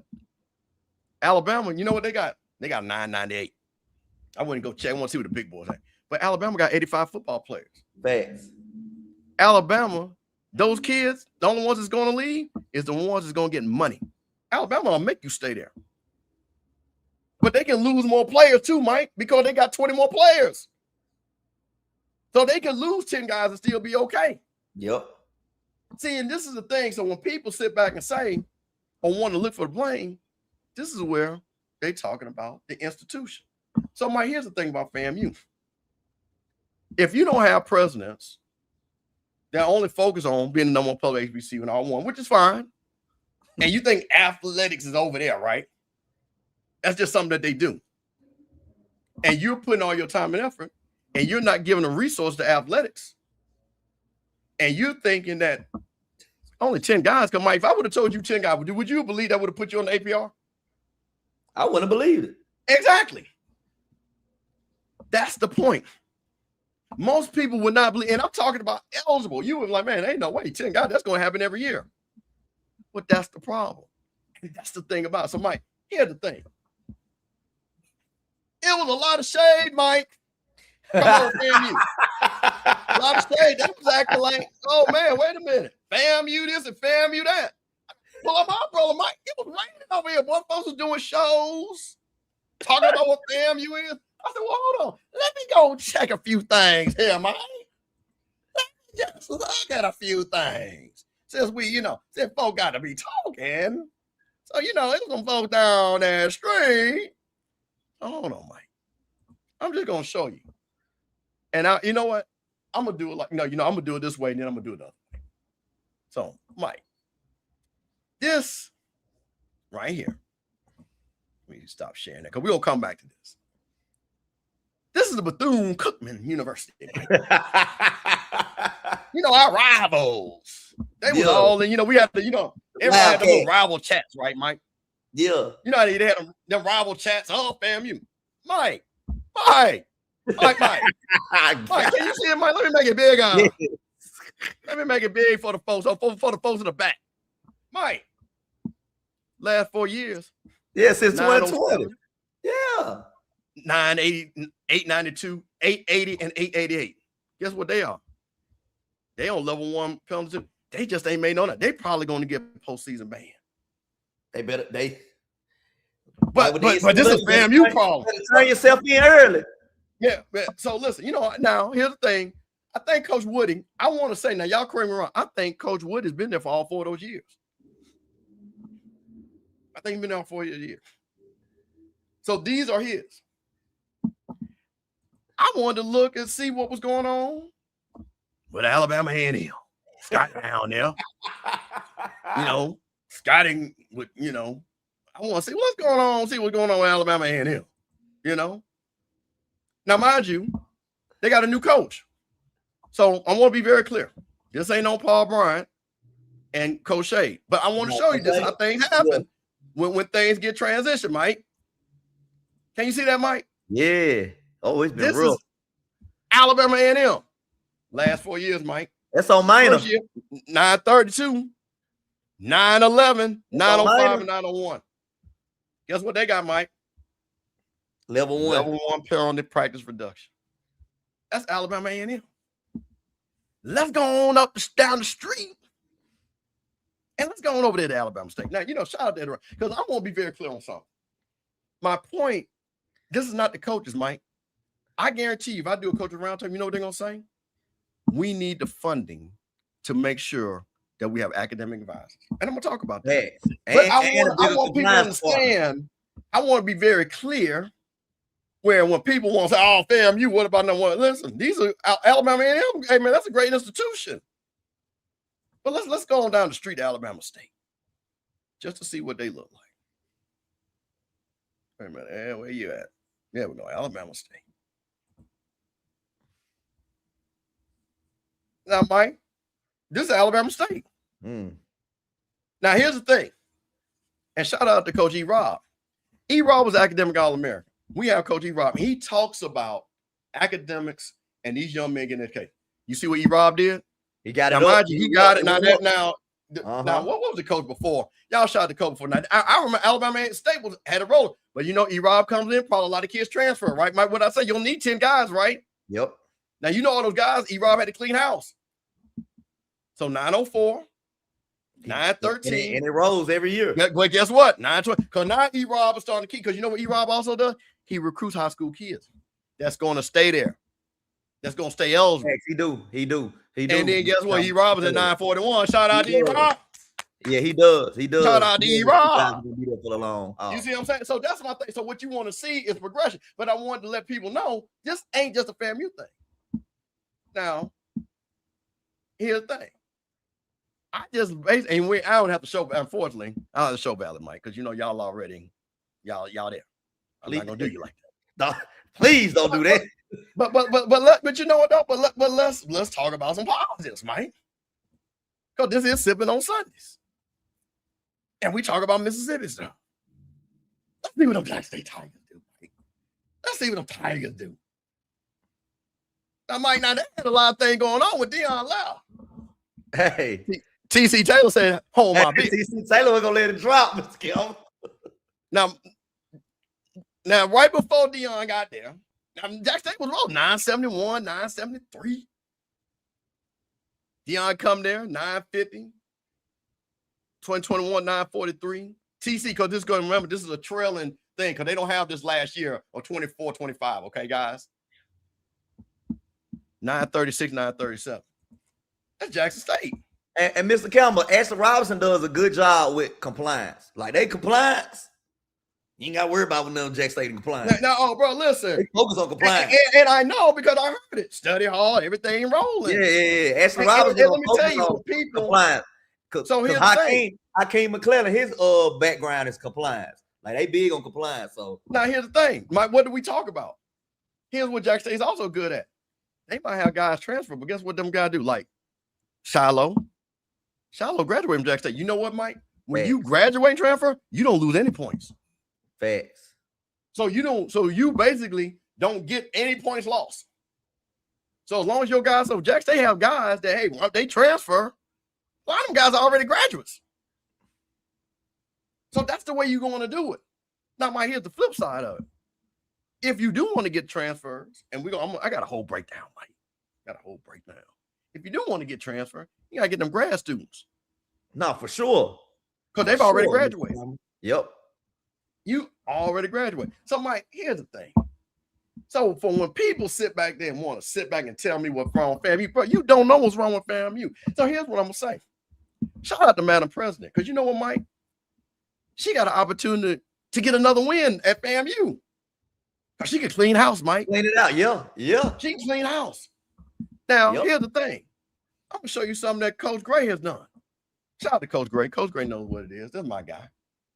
And I'm going to show you what Coach Gray is already. Because Coach Gray knew what he was walking into. And Mike, when I saw this, I thought this was very interesting with Coach Gray. Give me 1 second. I'll pull this up. And this is Coach Quinn Gray. Because, see, sometimes the folks got to be on the focus. You got to start at the bottom, Mike. And I'm going to show you what he's been doing. And this is going to tie into my presentation. How we gonna fix it? How you gonna fix it, Mike? So, Mike, this is what Coach Gray, I noticed what Coach Gray has done. And I saluted him for this because, again, no disrespect to any coach before. I'm just saying what he's doing. Because things will be focused. So, Mike, this is what Coach Gray has been posting about every 2 weeks. Academic players of the week. Guys getting it done in the classroom. Yeah. Mike, that's a focus right there. Yeah. Also, Coach Gray has already said, I don't want guys that don't want to be FAMU rattlers. That don't understand the tradition and the pride of being a rattler. Shout out to my nephew on my park. That's the first thing I told him. I said, man, don't come down here talking about you do play football. You come down here and be at Florida A&M University. And that's what coaches recruiting now. Now, what he also knows, because guess what, Mike, we can't even have spring practice. Now he's got to even be more selective. But you know what's going to happen with Coach Gray? Because, Mike, I'll tell you this. We had this before in 2019. And we had to maneuver and everything. Yeah, but 4 years later, Mike, we won the HBCU National Championship. So it's like it can't be done. It's not like it can't be done.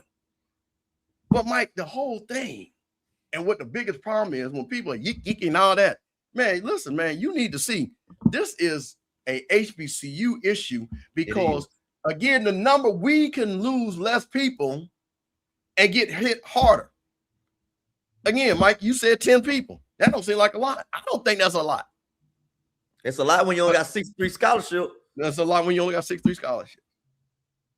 Oh, yeah. Okay. We'll put, we'll shout out PV. Shout out PV. Now, when somebody asked me, because, T-Jack had a lot of transfer when the PV people asked me that. And I said, we don't know because his won't even be reported almost 2 years from now. Yeah. But I will say this. I'm going to give PV a shout out. Oh, hold on. Go PV. You see, man, we big up folks around here, man, on Sippin on Sundays. And this is PV and what they've done the last 4 years. SWAC champions. Shout out to SWAC champions. And this is a prayer review. Let me make it big for the folks in the back so they can really see it. So PV. Shout out to Bubba McDowell. Bubba had the boy going to school, Mike. Yeah, he did. He turned it around. He got it back. Now 51, 958, 9:30. They was at a 9:10, 2019. That must have been. So that was before COVID. Hey, shout out to the PV. Who was y'all coach then? So that clearly that's when they hired they would have had to hire well, no, he came after COVID. My boy that went down from Grambling. But they had a level 1 penalty just 2018, 2019. But they turned it around. And now they rolling. Now, I know T Jack knows about that. So that's the thing. I have confidence. Now T Jack brought in a lot of people down, Mike. What I'm scared about and what I hope is that, remember when we talked about that 10?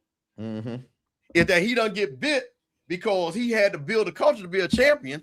And just because of the numbers, you see what I'm saying? Yeah. Just because of the numbers, because be clear, we're not saying those kids are not graduating. You lose a point by them just leaving. But if you build a team, Mike, you got to get rid of some of these guys. You sure do. You got to start What can you do? And this is, to me, once again, what's not fair about this whole thing. I'm a coach. I come in. And what if we do have guys, for whatever reason, on the previous regime, didn't take academics seriously? I'm a guy that does. Quinn Gray, T.C. Taylor, Eddie Robinson, Tremaine Jackson. I take it serious. I got to be penalized because the guy before me didn't take care of it. Facts. I understand there are, issues that you have to deal with. But Mike, this ain't right. This ain't right. This is my thing. Yeah. And yeah, it is an average over 4 years. And these are the last 4 years. This is what they're counting. This is the last 4 years for everybody. So it's a rolling average.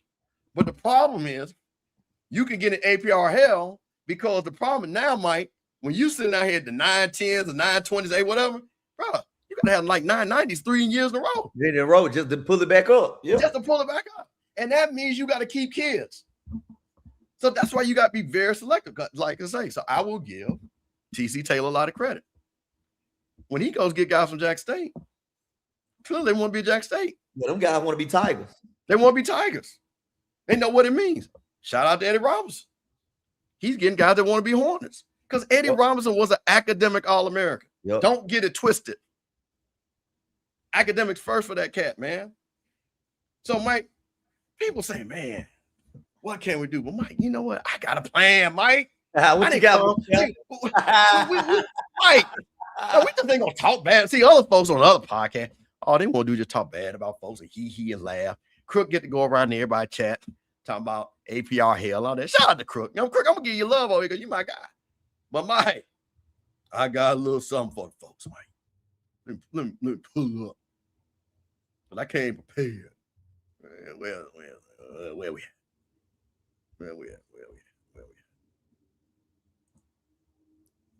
Give me 1 second there, Mike, while we pulling this up, because I came prepared. Mm-hmm.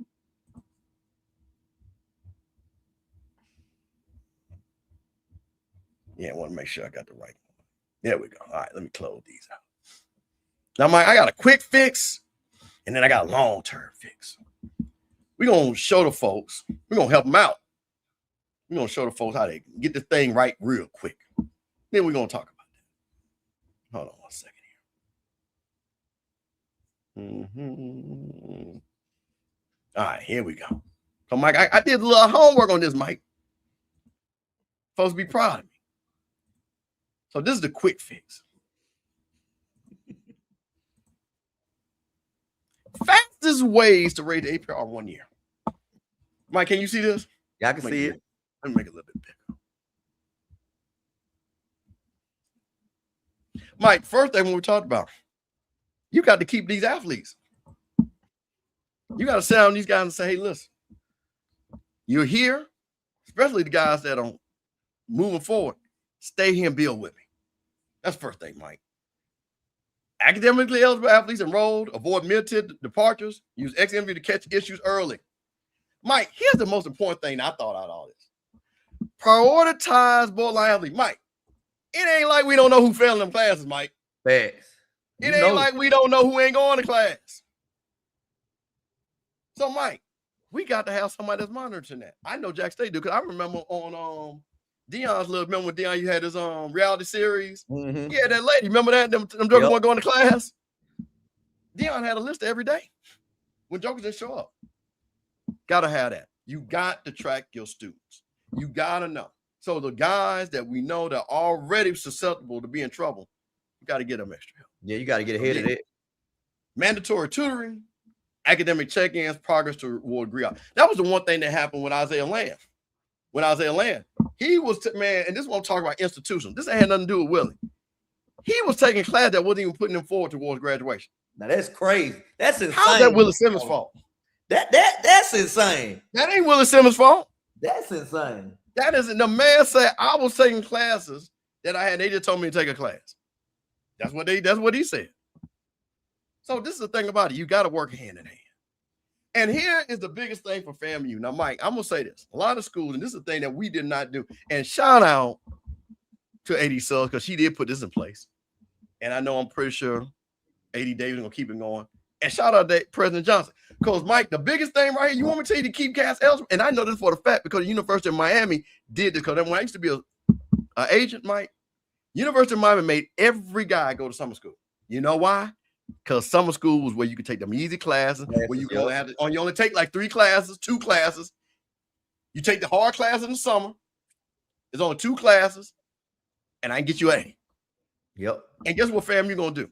Now they got money because we didn't have money, man. Listen, they would go on these shows and stuff. Man, we didn't have money to even go to summer school. That was crazy. So guess what? Use summer school strategically. Restore eligibility, fix progress toward degrees, and recover lost points. So if you got a guy that ain't do what you're supposed to, guess what? It's summer school. But Mike, guess what also happens in summer school? He working out. Yep. He getting big and strong. You can get him a 4.0 in summer school. Listen. He's working out his position coach. He's working out with his position player. So all the time, hey man, championships are won in the summer. Championships are won in the summer. So now you got to go down here and avoid roster cuff and eligible athletes. I don't know how you can really avoid this right here, Mike. I don't know really. I really don't know. Because if you guys got especially you coming in and the guys weren't doing anything, and and like with Cozy crew, maybe those guys say, you know what, hey man. I don't know who's gonna be next coach, man. I ain't thinking about no school, bro. Or they jump in the portal, right, Mike? Because mind you, if you jump in that portal and they'll go back to school, you're not moving forward academically. You're not. Because you can be in school and be in the portal. Some of these guys be like, man, I'm just gonna go home because somebody gonna pick me up in the portal. I'm getting a big NIL deal, Mike. Somebody give me 50,000, even though I had 2 catches for 2 yards. I never played, but I'm a better player. So let me go and jump in this portal. And then what you see like here, which is very important, and this was the thing that I think hurt Cozy a lot. He got in that portal, and what he said, because I was like, Coach, we got these high school players in Florida that want to come to Florida A&M. Man, I got to get these guys. I got to get these guys in the portal because you guys want us to win now. I think you can win with both. Let me ask you a question, Mike. Is Jared Lockhart, did he come in as a freshman? Yep. He's still there, ain't he? Yep. He's still there. Yep. And brought his brother along. And his brother will stay there. I'm just saying. I can start naming guys that are freshmen that are sophomores and juniors still at their school, Mike. Yep. But he just made me think about it because he's a big-time player. And he's going to be there now. Guess what? We don't know what happened. Maybe, he'll, I hope he stays for 4 years. But more likely than not, he probably will. Or, remember, Mike, if he graduated, it don't matter. And that's what Jack Davis been doing. So guess what? He's going to summer school. So, Mike, so I give you an example. Let's just say this scenario, right? He go 3 years. He SWAC player of the year, right? But guess what? He would have went to summer school. I'm pretty sure he going to summer school a year. He would have graduated that 3rd year. So, exactly. So when he go in the portal and go play for Mississippi State, it don't hurt. Ain't no problem. Yeah. Ain't no problem, Mike. So that's the thing about it. When you get these kids that want to be there at your school, freshman, sophomore, junior, most of them guys are going to be right there close to graduation. Most of those guys, and anybody, I'm going to say this. I understand a lot of guys transfer, but again, this goes back to getting guys that want to be Rattlers, Tigers, Panthers, Jaguars, or could somebody say, man, I just got a scholarship to Southern, I'm just going to go there. You shouldn't want them guys. Because those guys are going to leave, trust me, Mike. Because there's no tie to the school. There's no tie. And won't be there. And, So and, this and Mr. Campbell, if you're gonna do that, get guys that graduated. listen, That already graduated. And see, and that's what I'm saying is fool's gold. You be seeing it go, oh, he played at Florida State, he played at Georgia, he played, man, that boy can't play, and he ain't about to graduate. Come on, man. What are we doing? What are we doing here? So this is the thing. So, Mike, how can we fix this, Mike? So you know what? Mike, I'm a man of the people. I'm a rattler at heart. Shout out to Florida A&M University. I mean, when I didn't have $1, they gave me $1. So Mike, I got a little something, little flow chart here to show these folks how to get this done. And we gonna get this thing rolling. Like, I got times and dates. Give me 1 second, Mike. I'll pull this up. I think this should be it. There we go. All right, Mike. So this is Coach Campbell's flow chart, but I'm just gonna say this. Let me say this. I want to be very clear. Angela Suggs, President Johnson, A.D. Davis, Mike Smith. I'm pretty sure I don't need to send this to them. I know they're working on that. But if you need it, your boy got it for you, Mike. I done did the hard work, Mike. I done did the hard work for you, Coach Gray. I got y'all covered because I know y'all over there working hard. So, Mike, here we go. Your boy got it. See, Mike, you see right there? Oh, wait a minute. Hold on. We'll open that back up. There we go. APR improvement process flow chart. You see that, Mike? Mr. Campbell, you doing somebody else's job. Come on, man. Look, Mike. This is how rather strike. Mike. Scotty think he got grabbed, but I got it all, Mike. Sipping on Sunday, Mike. Mike, we from Mississippi, Mike. Mike, we don't beg. We don't beg nobody to do no work. We do it ourselves. Mike, you see that? Got that orange and green right there? Yeah. Prepare for the FAMU leadership and athletics staff. Confidential, Mite. But I'm gonna share this with y'all. This is confidential. So, Mike, hey, Mike. So, what triggered this, Mike? APR fall below 930. NCAA issues level 2 penalties for 2026 postseason competition. Man, we can't go to Celebration Bowl, can't go to the playoff. Y'all wasn't doing that no way, Mr. Well, see, Mike, I'm just gonna tell you dirty little. I'm just gonna say it like this. Coach first year is his building year anyway. You see what I'm saying? Facts. So I'm not worried about now, again. But we're gonna talk about that though. But coach's first year. But Mike, so we got to talk about what you always got to, as the doctor say, you got to identify the root cause what the problem is, Mike. So Mike, I had to assess the situation. What caused this? Review 4-year rolling average.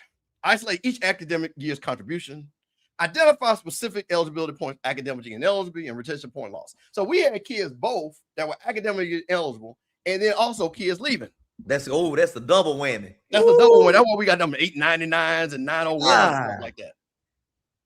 So, Mike, then what we got to do, we got to figure out who lost the points, when, and why. And then we got to know what is this a pattern? Well, see, Mike, we know what the pattern is because I just told you. I just showed you over 20 years, right? Coaches leaving, people leaving, kids not matriculating, and then you got a 20-year problem. But that's okay. So, Mike, listen, I even got the people that we need to have on the team, Mike, because these are home run hitters. Dr. Randolph, institutional oversight, NCAA liaison. Brittany Johnson, senior associate AD. We got to get a compliance officer. Mike, we ain't got that. See, that's one of the things. We got to get a compliance officer. Believe we don't have it. Coach Quinn Gray. You got to have one. You got to have one. Now, I want to be clear. We could be having this, but I didn't see it. So, again. But one of the things that I know that we talked about is that we had 5 positions that weren't filled that were basically these positions, okay? So I want to be clear. So we do have a registrar and all this stuff like that. But we're talking about specifically for athletics, Mike. Specifically for athletics. Now, we're going to document them root causes. But this is our step. You're going to put them corrective action and timeline. Now, Mike, this timeline, Mike. Okay, Mike, I got it fixed, Mike. I got a timeline. Mike. It's Mr. Campbell. Mike, we're going to start off in the summer, Mike. And I'm going to give you color coders, Mike. We got green on track, yellow at risk, and red. Now, Mike, we're already in the red. So immediately, we're already in the red. But we about to get the green because we orange and green, Mike. We rattlers. Mike, hire and train academic staff. Because that's the first thing we got to do. And the president already said, and I read the press release. What did she say? She said this was an institutional issue that we're going to deal with at the institutional level. Did she not say that, Mike, in the press release? Shout out to Marvin Johnson. Taking the bull by the horn. Said, we going to deal with this. So this is this is Marvin. Marvin said, I'm going to handle this right here. Dedicated football academic coordinator, expanded subject-specific tutoring, and faculty communication to make sure that we talking to the team. Hey, man, Steve Campbell didn't come to class? Yeah, facts. You get facts. Well, I need that in a text message. Somebody the teacher can call. He didn't come to class today. What's going on? Immediately, Mike, if not sooner. Mike, next thing we got to do, we got to get that technology right, Mike. We can't sit up there and wonder if Steve Campbell didn't show. We got to know that Steve Campbell didn't show. Yes. I got to know. Wait a minute. So let me get this right. Steve done failed the quiz. He done failed the midterm. And he got to pass the final and 2 tests to be eligible. Mike, I got to know that immediately. So we got to have that. We got to have that study center right. Academic tracker software to deploy, Mike. We got to have it. See, Mike, listen, this is Florida, ain't it, Mike? We the number one public. Mike, you gonna tell me we can't do this? Number one public HBCU, baby. We can do it. So, Mike, now, Mike, this is all, Mike, what I say, this is all in the summer, right? It's all in the summer. Now I broke it down, Mike. So I'm getting us on the right track, Mike. All in the summer. Now, Mike, you see that color starting to change a little bit right here? Yeah. Mike, starting in the fall. Mike, we got phase 3. Mike, we're going to do 3 days, Mike. Monday, we're going to make sure, after the week is, Coach Gray going to get his own attendance review and assignment data. You know what? Did Steve go to class all 3 days, Monday, Wednesday, Friday? Absolutely did, Coach. Oh, guess what? If he didn't, guess what? I'm running them hills. I'm running them stadium steps, Mike. I need to know what you expect out of this. Because you hit Florida A&M. You were here to win championships and graduate. One of them 2 ain't going to happen.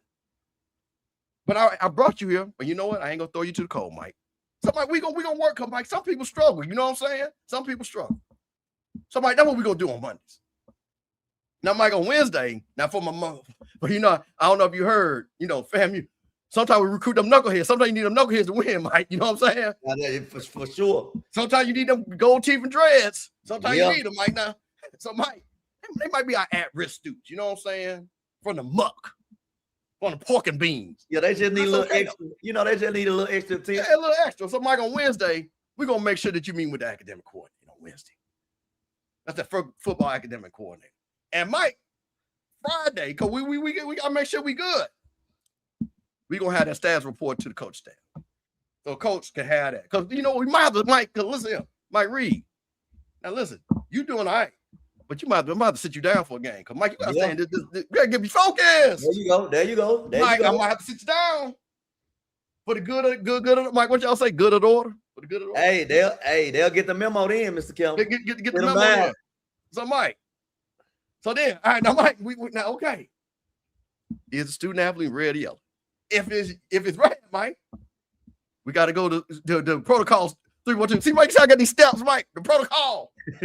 Now, Mike, if it's not Mike, we good. We just keep going. Now, Mike, but Mike, this gonna be a hard lift. So, Mike, we got to go to protocol 3.2. Like we in the military. Step 3.2. So, Mike, we're gonna have mandatory tutoring 4 hours a week minimum. We're gonna have weekly advisor check-in, like document. Mike, we ain't gonna be doing nothing this FAMU fooling, like when we had that 237 and nobody knew where the money was at, Mike. Remember that? We didn't know where the money was at. We thought the money was at. No, we document over here, Mike. Coach Quinn, great, document everything. Marvin, we document everything. JD, we document everything. That's what we doing, Mike. Then, Mike, if we still in the red, we doing daily mandatory study hall. Man, listen, you can't, but listen, ain't no need you worrying about that practice field, bro. I need you getting them books. And then we got to have that talk. We got to sit down with the athletic director. We got to call your mama. Because your mama wants you to graduate. Ain't that right, Mike? Yeah, for sure. Say, that's why she sent you there. That's the reason why she sent you there. Thank you. Mama sent you there for this, Mike. Mama sent you there, Mike. So we got to get that. So, Mike, once again, we're going to say that. Has he reproved? Got to escalate again, Mike. Midterm go ahead that great. See, Mike, that midterm gonna let you know. That midterm gonna let you know. See, Mike, we ain't gonna see what we're not gonna do, Mike. We're not gonna be caught off guard. Mike, we not gonna be caught off guard. Because see, last time, you know what I hear? Well, I didn't know. I didn't even, we heard the president. I didn't even know it was this. What you mean you didn't know? We're gonna know. Marvin Johnson gonna know. AD Davis gonna know. Coach Gray gonna know. And we gonna talk about it. Guess what? We gonna know. Because that goes back to what I said. Because you know what, Mike? You know what I know? What did I show you? Did not Coach Gray already have academic all-stars for the week? Yep. I showed you. So clearly, Coach is tracking these grades. So Coach, hey man, shout out to Coach Gray. Shout out to his whole staff. They understand what we're talking about here. So guess what? We're gonna have that. And then we're gonna make sure, you know what? Because let me tell you this, man. We got a lot of people that watch this show that are professors. The professors want you to be successful, Mike. Mike, didn't you have a professor up there battle, Mike, when you was pledging? And he's like, Mike, I know you're pledging. Now, Mike, you might have been a student. I don't know. I'm just saying. But you know when you play, you know, they look good. Did you have that one professor say, Mike, now I know you pledging. I need you to make sure you turn that work. Oh, yeah. You're going to have that. Got to have that, didn't you, Mike? Every HBCU got that professor. We going to work with you, Mike.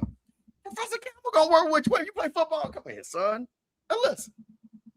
I know you've been struggling. I'm going to give you this extra credit. Exactly. Going to give you some little extra work to do. Give you extra credit. I'm going to talk to your coach. And I'm gonna get a coach a plan to get your grades up, get your grades right. That's what we're gonna do at Florida A&M, Mike.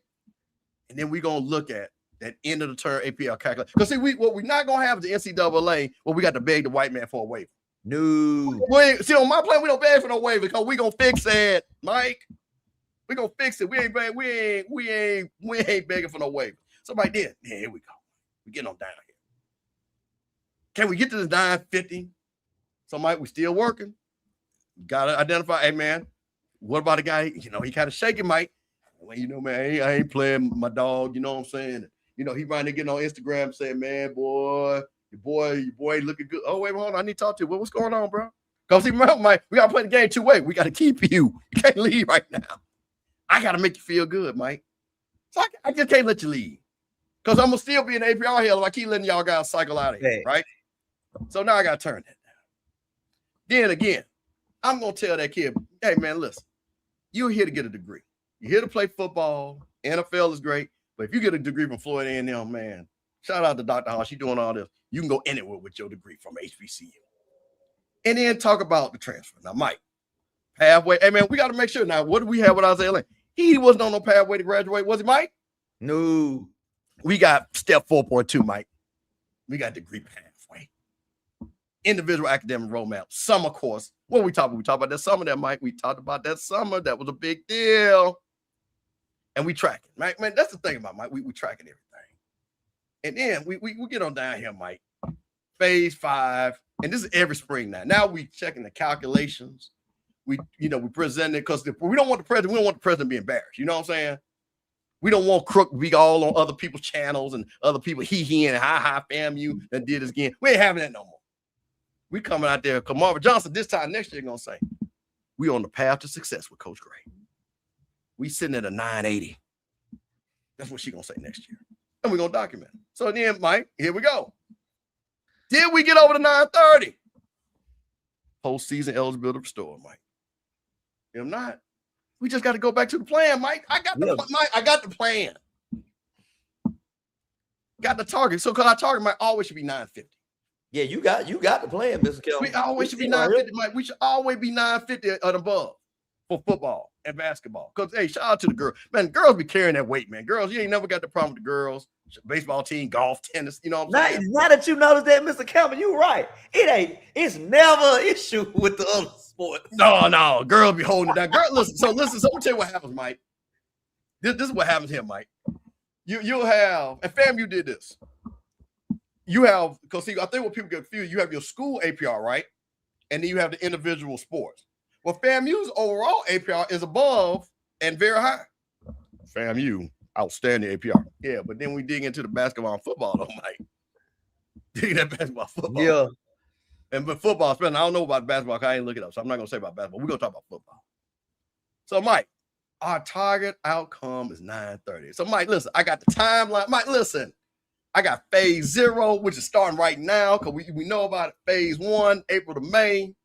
Phase 2, infrastructure. Phase 3, and Mike, we already on it. So, Mike, we got the metrics. We already know we know. And man, listen, and we got the accountability structure, baby. We listen, Mike. Did your boy lay it out, Mike? Mr. Campbell, you just did somebody that compliance off his job. Mike?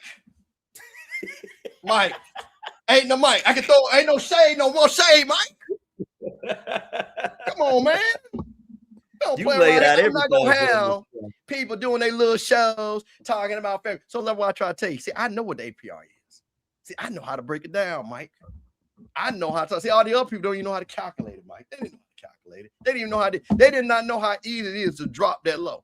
They did not know about the transfer. But Mike, we educate folks on Sippin on Sundays on the Off Script channel, on the Rocky Mill channel. So you know what? Rocky's sitting in the back, Mike. We're gonna see what Mike got to say. And then guess what, guys? We're gonna open it up to y'all. Cause I want to see what y'all got to say. I want y'all to see that Mr. Campbell, Professor Campbell, the APR investigator. I want y'all to tell me how y'all think I did with my presentation to help Floyd A&M. You know, I want y'all to, tell me. So Rocky Miller. Oh, wait, maybe. Oh, he's doing well. Okay, well, maybe he ain't ready. Oh, let's remove him. Okay, I thought he was ready. So listen, man. So so Mike, did your boy do work on that, Mike? Somebody from Tallahassee need to be calling you bright and early in the morning. Mike, listen. Mike, I'm gonna tell you something. We can go another 3, Mike, because listen, I ain't even finished, Mike. I got flow chart, I got presentations, I got talking points, Mike. Mike. But they let you know, Mr. Campbell, if you are able to sit down and do it, like, how long it take you to do that? Maybe about 2 hours. You know what I'm saying? Somebody in the compliance department need to be doing that, Mr. Campbell. If it only took you 2 hours to do it. Mike, I'm just saying, Mike. Let me see. He's still talking. I don't know. He might be arguing with his wife. But Mike, I'm gonna show one thing. So we waiting on Rocky. Since I'm gonna bring this up here, Mike, because this is pretty good here too, Mike. Let me break this down. Them folks, see, they thought Scott was the one had them slides, Mike. They didn't know your boy coming his own slide there, Mike.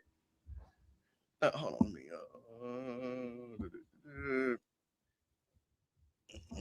wait a minute. All right, Mike, can you see that? Yeah. So this is I got an executive summary for got my executive. So root causes, framework, timeline. Well, Mike, I got to give you. You always got to give a little quote here. This is not a corrective plan. This is a championship standard. FAMU athletics is committing to exceeding the NCAA benchmark and setting a new standard for HBCU academic. See, Mike, I give you a tagline, Mike. Give me a hashtag, Mike. Something you can hashtag. Come on, man. So listen here. Shout out to Rocky Mill, HBCU. Hey, what's up? What's up, Mike, man? I've been listening to a lot of this propaganda. Ain't no problem. No. Let me start out by saying this, Mr. Campbell.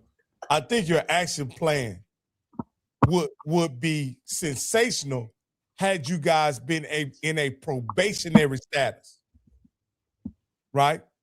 But you guys have already been sanctioned. Am I correct in saying that? Right, but you got to rock it. But that's the whole point. It's a rolling 4-year average. No.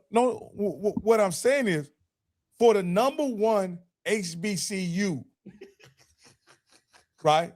The number one HBCU on this planet, Earth. Correct. This is what is it? $1 late and what is it, baby? $1 late a day show. No, wait, hold on, wait a minute. Wait, now, Rocky. Now, wait a minute. Wait a minute. Hold on. Wait. I ain't gonna let you do that because I'm gonna show you something. Cause see what you do. I'm gonna show you something. See, it's always people like you, the Debbie Doubters that always think the world can't change. Campbell, I'm only assessing. Like I say, I came on here to initially compliment you on your well thought out action plan, right? And I think you guys have a pathway to success. However, for the number one HBCU on planet Earth, right? Is this what did you say, baby? $1? What is that called? Well, see, no. See, you're making an argument that ain't an argument, bro. So listen, are we embarrassed? Absolutely. What that got to do with anything? No. I'm going somewhere with it, Mr. Campbell. I'm gonna let you go. Hey, look, Mike, I'm about to do Kanye on here. I'm gonna let you go first.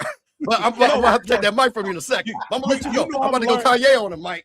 you know, you've given me a tremendous education. The 3-4 years we've been knowing each other, and then the 2 years we've been working together on the podcast, you've given me a world class. And I consider you a friend, Rocky.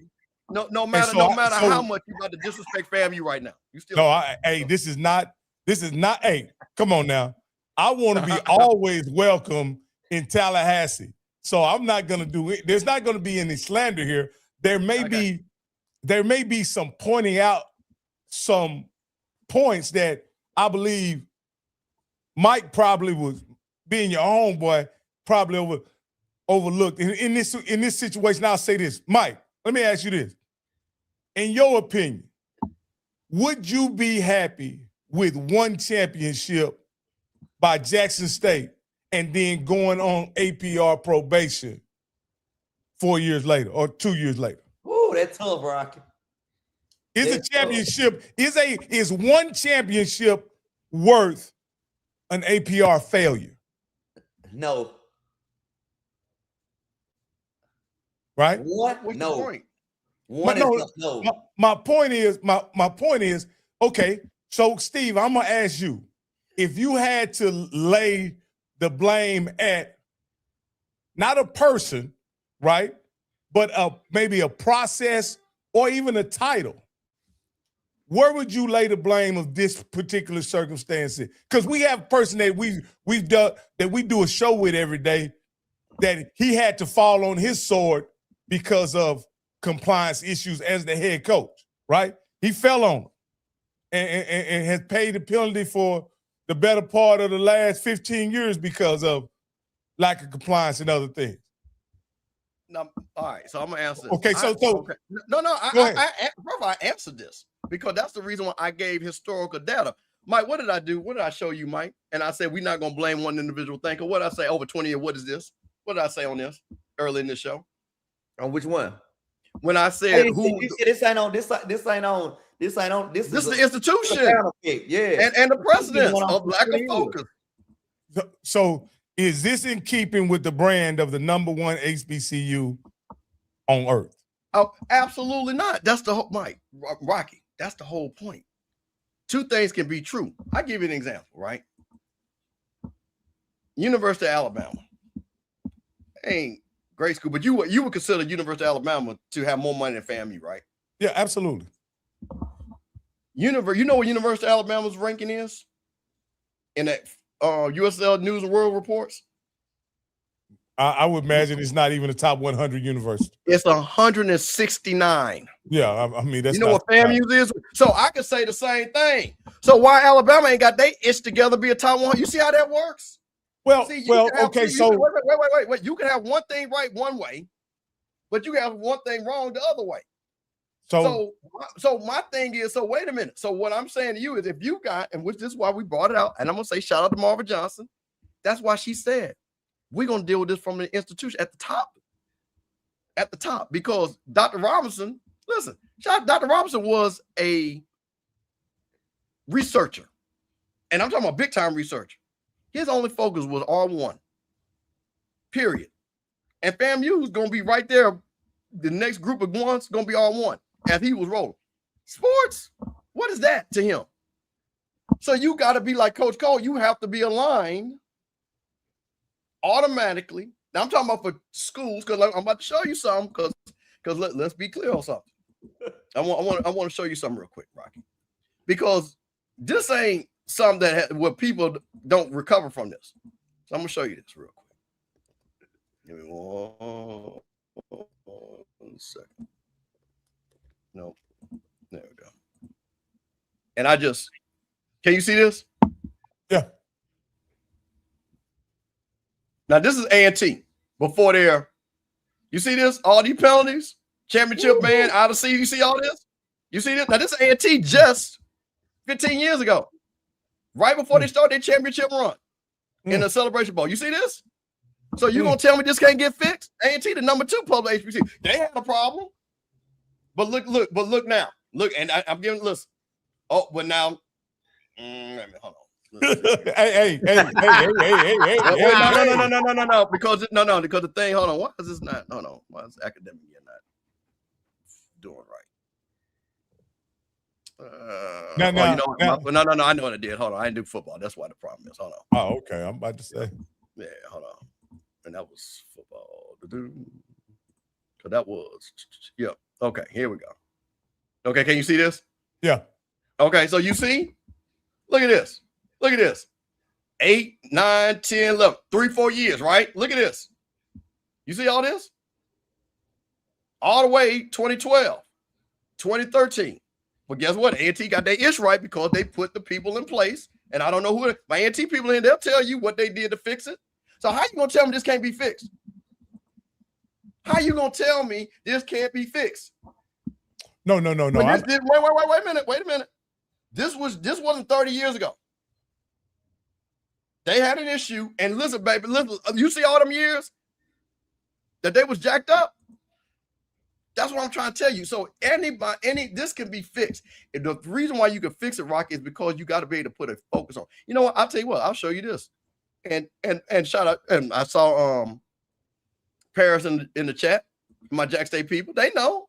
Show y'all something. Hold on one second. You see this, Rocky?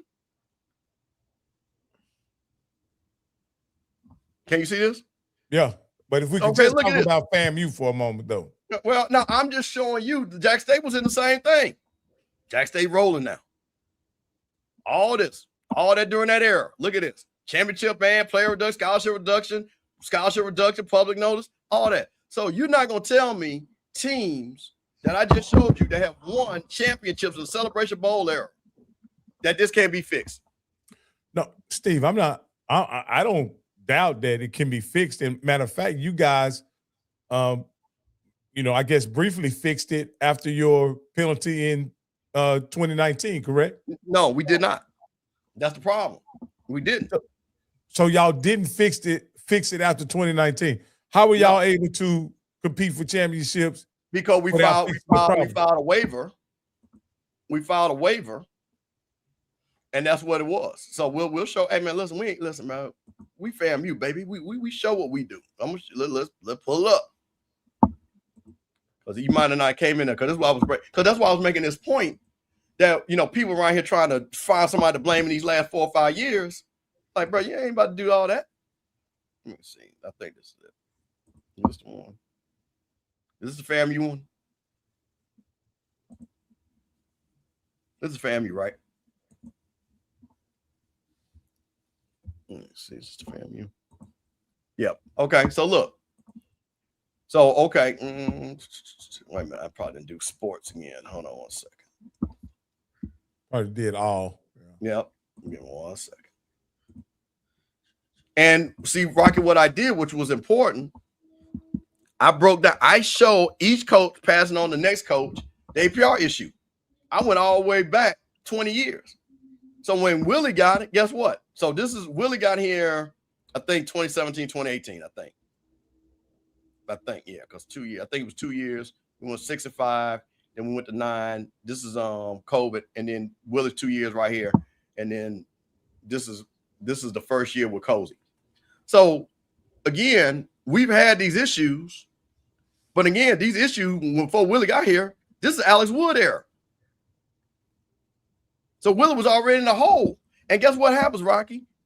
When Willie, you don't think Willie, I don't know if you heard it, me and Mike talked about this. We got 63 scholarships. You don't think Willie got rid of 10 guys? So just by getting rid of 10 guys that are eligible, you already under. That's why it takes a 2-tier thing, and that's why it takes what President Johnson is going to do, what Coach Gray is going to do, what AD Dave is going to do, what Angela Suggs is going to do. And I'm going to tell you this for the players that have pride, because them players don't want to sit up there and be, have a good team and not be able to play in the Celebration Bowl. We saw that happen because FAMU people know this, and the people joke about this. We beat A&T's ass that last year, but we did our bowl ban. But we won the MEAC, but we was ineligible. A&T won it. We would have won the Celebration Bowl that year. So that's the thing. Shout out to Israel. Shout out, man. Hey, there's no one frat brother right there. Shout out to Israel, man. Jackson sipping on Sundays, man. Just a quick reset, man. It's Mr. Campbell. It's your boy, Mike Reed. Got Rocky in the house. It is Sippin on Sunday, and we are talking about the big story, FAMU APR. But Mr. Campbell brings results, and Rocky trying to put a hole in it, but he can't. No. But he can't. Mr. Campbell, I'm not trying to put a hole. What I'm trying to understand is how the illustrious FAMU ends up in this situation, considering that all the excellence that orbits the FAMU ecosystem and how they set back. And as you said, this was an institutional issue. How locked in the alumni is with everything that's going on campus. I don't see how this is the one thing that slipped through the cracks. Like It's not no, Rocky. It's not. If I tell you your house, there's a difference between having a hole in your wall and your foundation, an institutional issue with your foundation, right? The foundational issue. Hey, Rocky, man, your foundation is not solid at all. But that hole in the wall I can fix. If the foundation is not solid, and that's what we see, this is the thing about it, man. Sometimes you got to acknowledge what it is. And that's the only way you're going to fix it. That's the only way. So ain't nobody run. Because again, we ain't don't see Rocky gonna say something. And I like people's laughing at he. We ain't the only one about to get postseason banned. We just announced ours. Alabama A&M, Bethune, Valley. I mean, Eddie Robb pulled his up, but they was trending the wrong direction. You saying Bethune maybe end up in the same situation? Oh, 100%. They're lower than us. They're lower than us. They in the 8, bro. Bethune is, listen, you see us? We went 901. Hold on. Let me check. Hey, Mike, is this playing the dozens what Mr. Campbell doing right now? No, this is just no, what this is that let me pull this back out again. It was a whole lot of shade that was being thrown at my university. And by people that don't know what they're talking about. So I had to pull out the umbrella to let people know that it's raining on your side of the house too. Just wanted to let y'all know that. Don't be around here thinking it's only FAMU. And we gave credit to the Jackson States, the Grambling, the Southerns. We're gonna give them folks credit because they doing, but some of y'all folks just need to sit in the corner and be quiet. So let me ask you this, Mr. Campbell. If a team loses to y'all in the conference, does that loss count? Yes. Okay. It does count. Yep, it counts. Rocky, they weren't going no postseason game anyway. So really, no. Well, see, what's interesting is when you have a team that's competing that ultimately, can't go. Does it make the game irrelevant? No, absolutely not. Because you can play spoiler. Because listen, because here's what I can tell you right now. And I'll say this, and I don't, because first of all, the team we had is what we got going into the fall anyway. You see what I'm saying? The issue is going to be next year, right? What we got. I'm telling you right now, with Coach Quinn Gray, the 3 games that we lost, we not lose just because he knows how to coach. I can put money on that. That I can tell you. Now, will we beat Jackson State? Jackson State's going to be favored, playing them homecoming. Will we beat Alabama State? They'll probably be favored. They got Andrew Bach coming. But everybody else, we got a better team. We got probably the second best quarterback in the SWAC now. Mr. Campbell, y'all gonna beat Valley? Bro, listen, putting 70 on y'all. Listen. Rocky, they gonna beat Valley. Valley owns them right now. Let me explain something to you. I want y'all to know who Quinn Gray is. FAMU Hall of Famer, MEAC Hall of Famer. If you think Quinn Gray is going to let Mississippi Valley beat him, Quinn Gray will put on a dog on him before he let that happen. Mike, a quick note. Since I've been paying attention to the SWAC, since I've been covering the SWAC, Mike, only 2 teams have lost twice to Mississippi Valley since I've been watching the SWAC. And one of them is FAMU. And the other is Prairie View. To be honest with you. I want a big clip. Blue, clip it. Well, listen, in the group chat, listen, I don't know which chat you in. If you in them chat with them, hey, listen, because I know it's a certain little group of Jack State folks. They got the one that don't like me. They got their little group chat. See, I got a person over there that my people be telling me what they be saying about me. They can have it in their little group chat because they be telling me, hey, Mr. Campbell, I just let you know what they be saying about, but you my boy, so I got to let you know. I appreciate you. You know who you are. So I'm just letting you know. It don't matter. Put it in the group chat. We stand on business. Listen, look, I'm gonna tell you this, man. 3 games was lost, not because of talent, because of coaching. 2 of them games we're playing again. Hey, Cozy got him a new job. He's no longer at FAMU. I'm not worried about him. He delivered y'all a winning season. You know. Yeah, y'all are. I'm just trying to tell you, not you, because you good people, but yeah, it is. Trust me, what I know. No, y'all listen. The people over here, y'all my folks.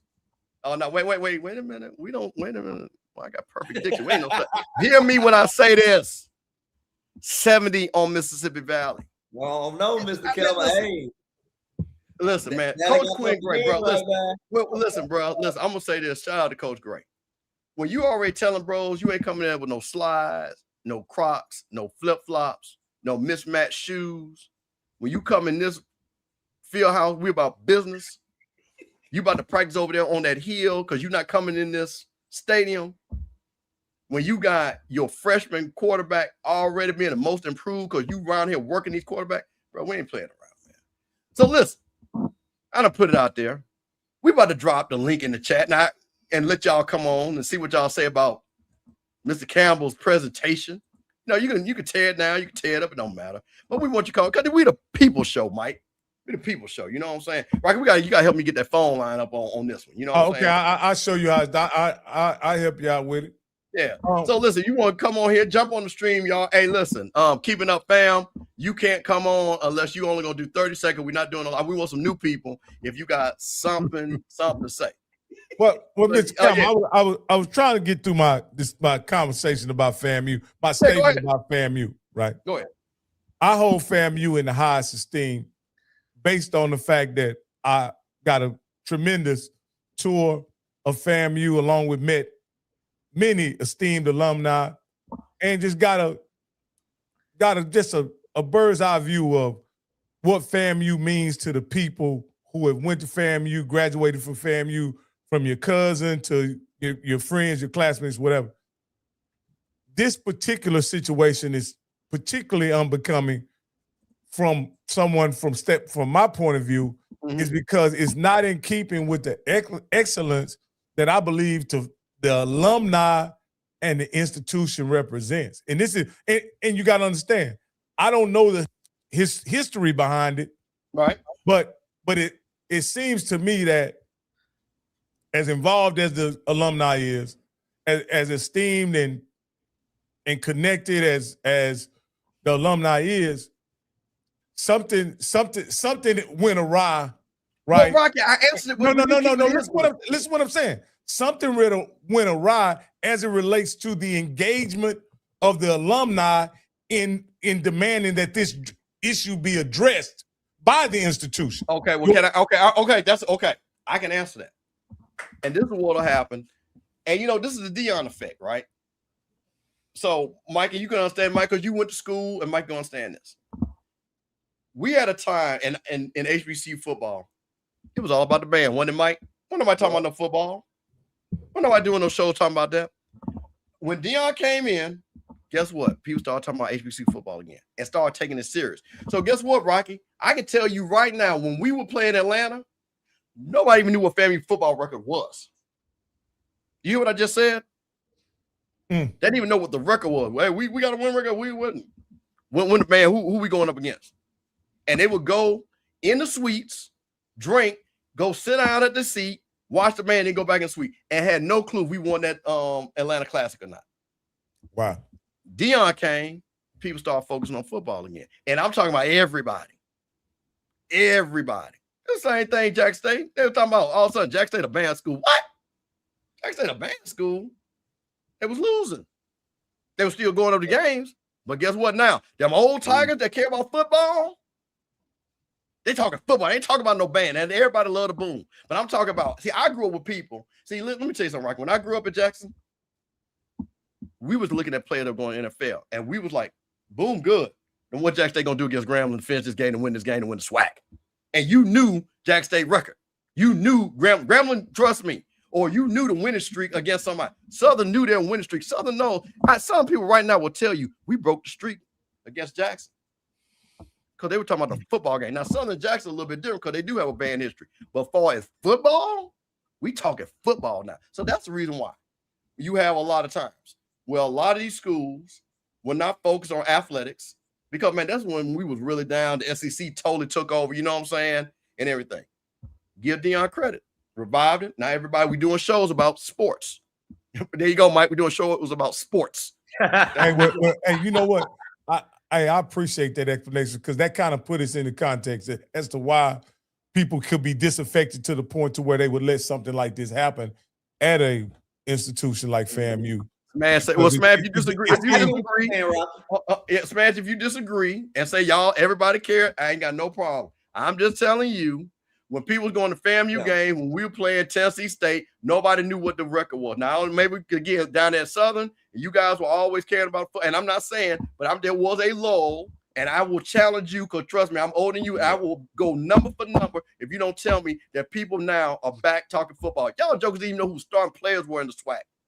So stop it. Okay, so listen, we got my man, Mr. Sergeant. What's going on, bro? Got a FAMU rally. Hey, what's going on, Larry? So what's up, Mr. Sergeant? Hey, what's up, y'all? What do you think about my solution, Mr. Sergeant? What you think? Okay, so first of all, I got to say a couple of things just right off the bat. I'm just happy to see you three brothers on a Rocky Miller show / off script show on a Monday. It's just so good to see all y'all. So I want to start out with that. Sunday, but okay. I'm sorry, my bad. See, that lets you know how late it is. That lets you know I'm tired. I probably need to go to bed. But what I'm trying to say is I'm just happy to see y'all. First of all, it's just good, right? I think since Scotty and all y'all have just kind of broken up, like we broke up the group, I don't even think YouTube's getting the kind of views and kind of patronage they used to get because y'all been gone. So I want to go right at this. This is the biggest embarrassment that I have ever seen and felt in my entire life being a Rattler. Not because of anything that y'all did, and your solution is wonderful, Mr. Campbell, but when you have a problem, when you are in a relationship with someone and it goes bad, and you get in a relationship with another person and it goes bad, and you in a relationship with a third person and it goes bad, the problem might be you. And that's how I feel it is with Florida A&M. We keep having this problem. Or what I would have preferred as I started watching the show is Mr. Campbell come out with that manufacturing sign. A lot of people don't know that in major manufacturing companies, they have a sign that says, we have had 100 days, 200 days, 300 days without any incidents or accidents or injuries, right? That's a standard sign you see in a manufacturing plant.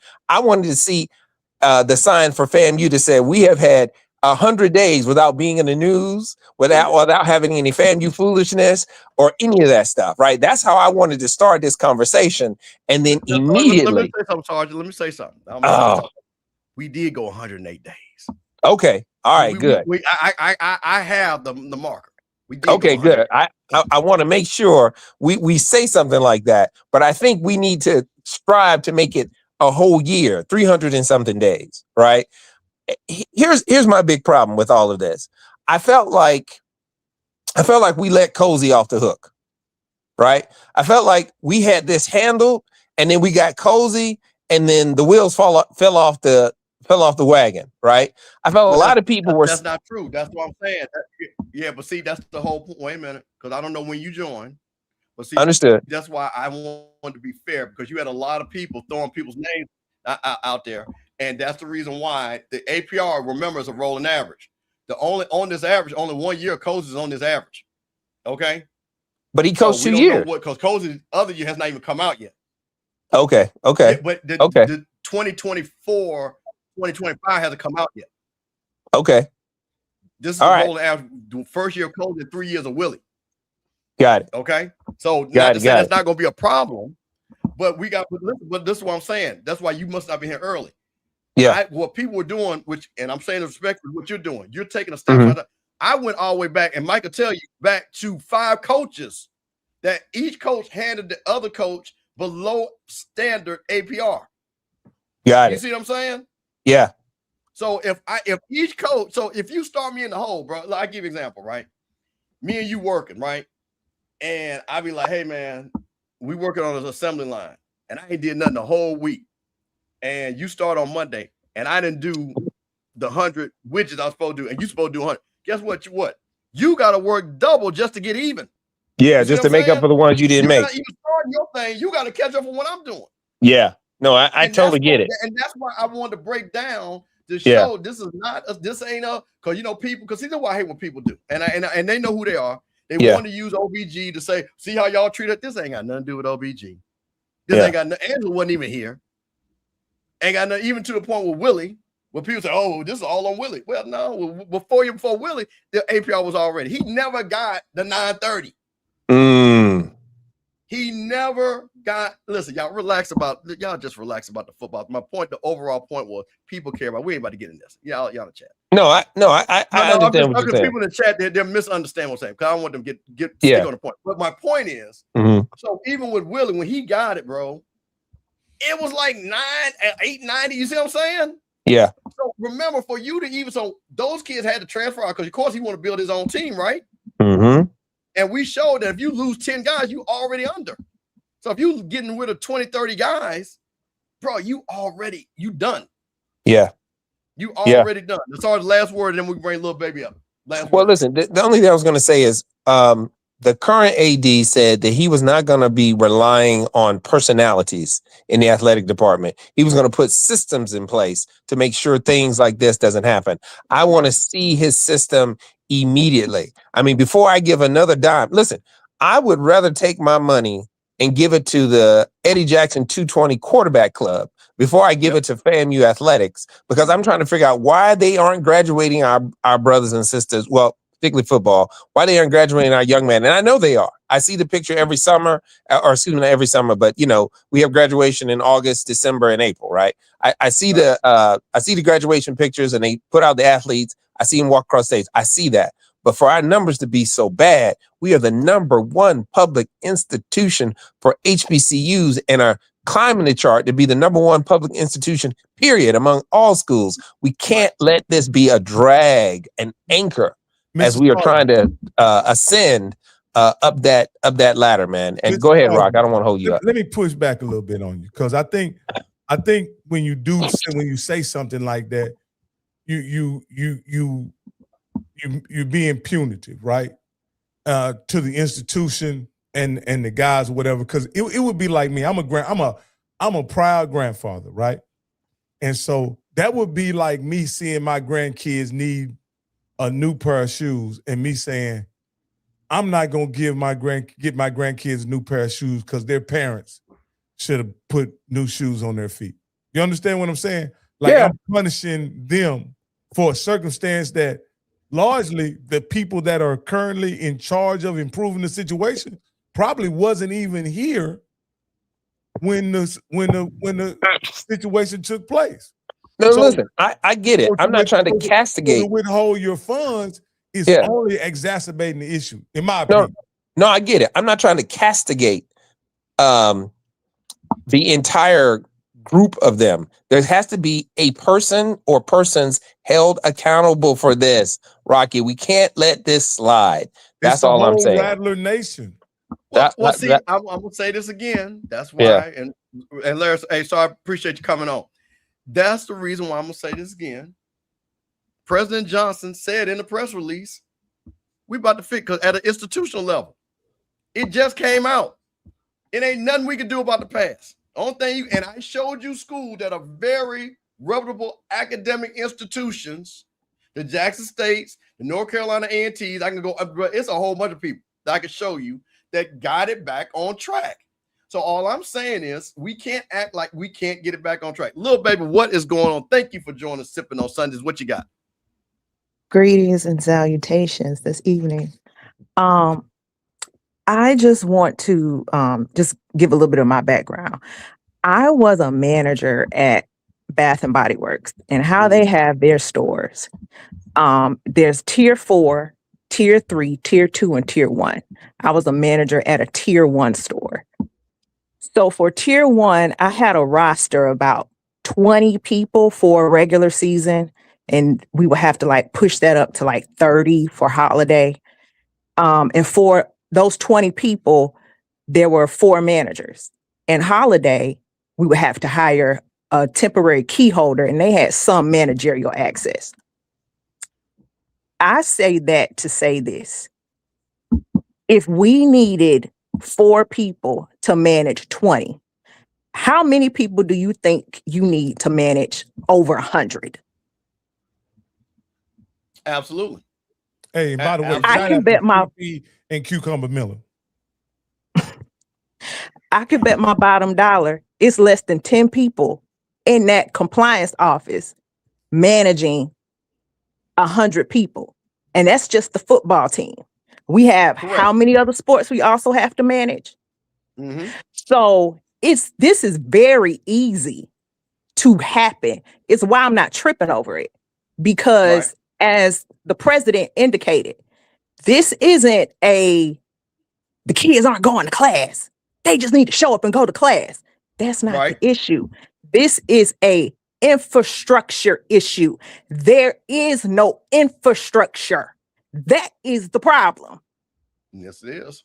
It's to further talk about that. We remember when Willie was the OBC and all those players that were suspended before that game was set. You want to know why those players were suspended? Somebody in compliance didn't turn in paperwork on time. That is correct. That was it. There was no kids missing class. Somebody in compliance did not turn in paperwork. This is majority paperwork. And a lot of these kids, to back up Isaiah Land, are getting horrible academic advice. Again, taking classes they did not need to take. Another player has corroborated that. I can tell you as a student, my freshman year, I was poorly advised. I'm beginning to take my first classes at FAMU trying to get enrolled. I'm showing my advisor my 6 credit hours from college that I took in high school. I had dual enrolled. I took pre-cal and trig. I said, hey, I've already taken college math. She ignores that and still signs me up for a college math class. So if I'm getting that, I know they're getting that. So it's very easy to say the kids need to go to class. But when you put that list up of all those vacancies, one of them being one of the main jobs, a compliance officer, what do you really think is happening? It's not the kids, it's admin. It is an infrastructural issue. That's what it is. I'm not tripping over it because, again, if we're dealing with funding as for the reason why these positions aren't being fulfilled, I know other institutions are, because we're not the only state institution that's fighting for funding. Also, it's his inaugural year, Coach Gray. He's going to get acclimated to the SWAC, getting acclimated to this brand new staff team, the whole 9 yards. Do I believe we're going to have a winning season? Absolutely freaking lootly. But I did not think we were going to have any post-game play for me to be sitting over here crying about this. Well, here's the thing. Now, okay, so I'm going to say this to you. And Shy, you know I appreciate you because you always, when we come on, sipping on Sundays on a Sunday. Actually on a Sunday. Mike Reed, Rocky, little baby, one of my family folks. But here's the thing. For people that was in the know, this wasn't no secret because again, the numbers were the numbers. You see what I'm saying? So Steve, you couldn't wait. Hold on. Let me finish this point. So you saw it coming because the number were never over 930. It was never 979. And to put us compared to like Alabama State, who said, okay, we struggled these last 3 years. We're going to get over the hump, and then we're going to move forward in a positive manner, which I'm pretty sure they'll probably be at 960, 970 when the year comes out. So that's what happens. Like I say, the rules are the rules. Now, what happened was we filed a waiver. Yeah. And that's why we didn't get it last year. We filed another waiver this year. And the NCAA was like, well, y'all ain't even move. Y'all not even moving in a positive direction. So we ain't white man ain't going to give y'all nothing. You know that. Yeah, absolutely. So to your point about so again, with these things that were discussed, and this is why with the plan together, it starts first and foremost of having the people to execute. Because like I said, President Johnson, it's not the kid. I agree with you. My point of when I'm talking about kids do have to go to class. Kids have to matriculate. We have to know, because again, the APR is two things: eligibility and process to graduation, right? So if you're not moving forward, I'm gonna know that, because the only way you're not moving forward before graduate, either you're not taking classes or you're failing classes, right? That's the only way you're not progressing. So if I'm getting reports from me, Rocky, and Mike, because we ain't going to class or we're not doing whatever, then that's what we need to know. So that's why I'm saying I believe a plan will be put together. I already gave it to them right here for free. And I know they're going to even do better because they actually get paid for a living. So their plan going to be off the chain. And then that's what we're going to do. So, little baby, I appreciate you. Got a last comment before we let you go? I just have to say, I although I'm still squinting my eyes and looking around the corner still, I do appreciate President Johnson for not making any excuses about this. And she did what a leader should do. She didn't point fingers. She said, okay, under my regime, I'm not going to ignore athletics. This isn't going to be an afterthought. The front porch is a part of the house. And therefore, if it's raggedy, then we obviously do not have a great home. So she's going to take the bull by the horns.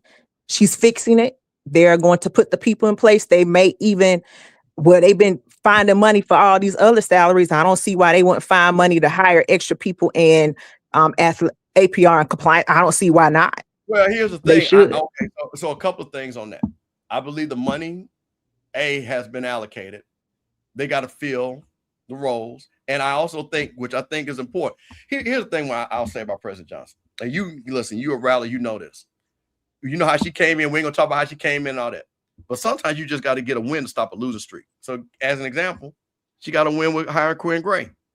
She got a win by keeping Charlie Ward. So now she sees that things that could fix quickly, like you say, front porch of the University of Athletics. So she's saying, you know what?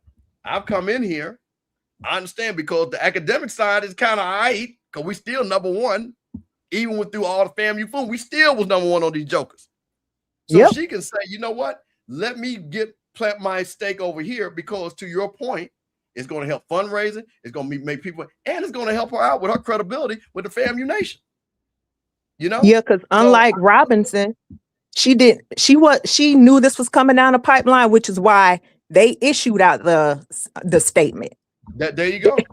They issued the statement. You heard this from the horse's mouth. So she knew this was coming down the pipeline. And instead of being like Robinson and being shamed into getting someone who was diligent with compliance, she's taking the bull by the horns and saying, we're going forth with correcting this. And this will no longer be an issue. As a matter of fact, we're going to implement a system and an infrastructure in place. So regardless of who's at the helm of athletics or who's at the helm of Florida A&M University, this does not continue to be an issue.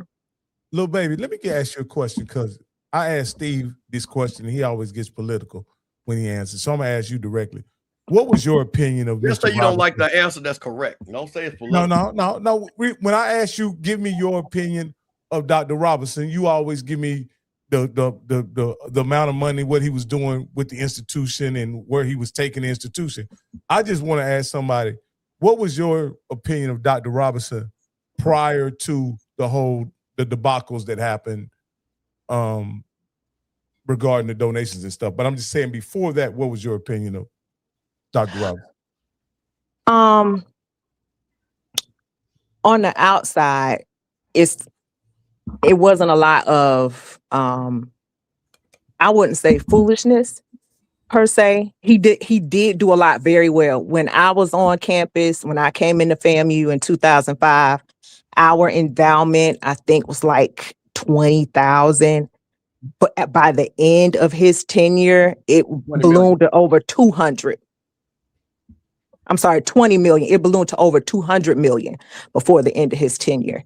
He did great in that aspect of continuing to raise the profile of the university. Where he lacked, and this was brought up in one of the board of trustee meetings, he wasn't great at managing. That was not his thing. And we saw that with the consistent turnover with cabinet positions. Even recently with the COO,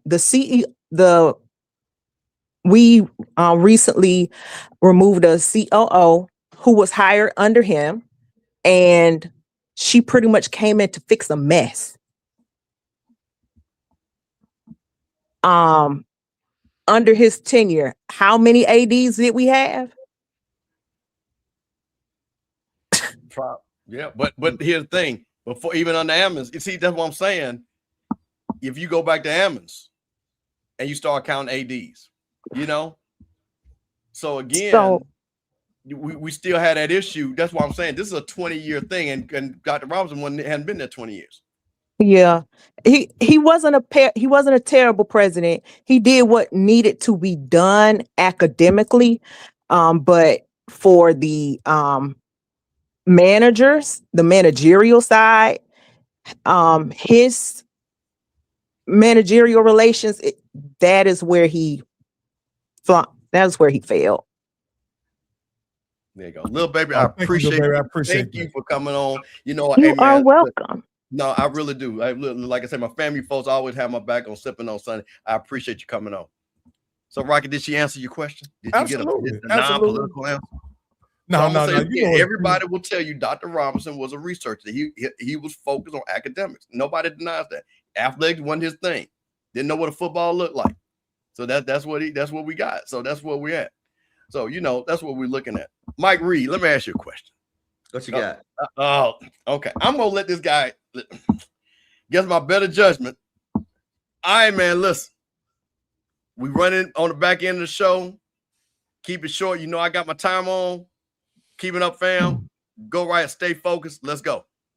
Well. I just love when I'm right. I know you can't say nothing, Mr. Campbell. Wait. Hold on, Mike. Now, Mike. I see now. Somebody start recording this because here's where we about to get these alternate facts. What exactly were you right about, sir? The thing she just said. I've been saying this stuff for years. Anyways, I'm gonna keep this short because I know a lot of people just don't like the way I talk. That's neither here nor there. Whatever. Blah blah blah. Okay, Mr. Campbell, you can't say certain things about the university's leadership. Mike Reed, he has attachments and affiliations with Jackson State. If he says anything against Jackson State leadership, he'll be Uncle Neely 2.0. But that's besides the point. I don't have no ties to the University of Jackson State. I'm just a fan and supporter of HBCUs and Jackson State University. I love me some Jackson State because of Dion, but that's another besides the point. Anywho, this is karma, right?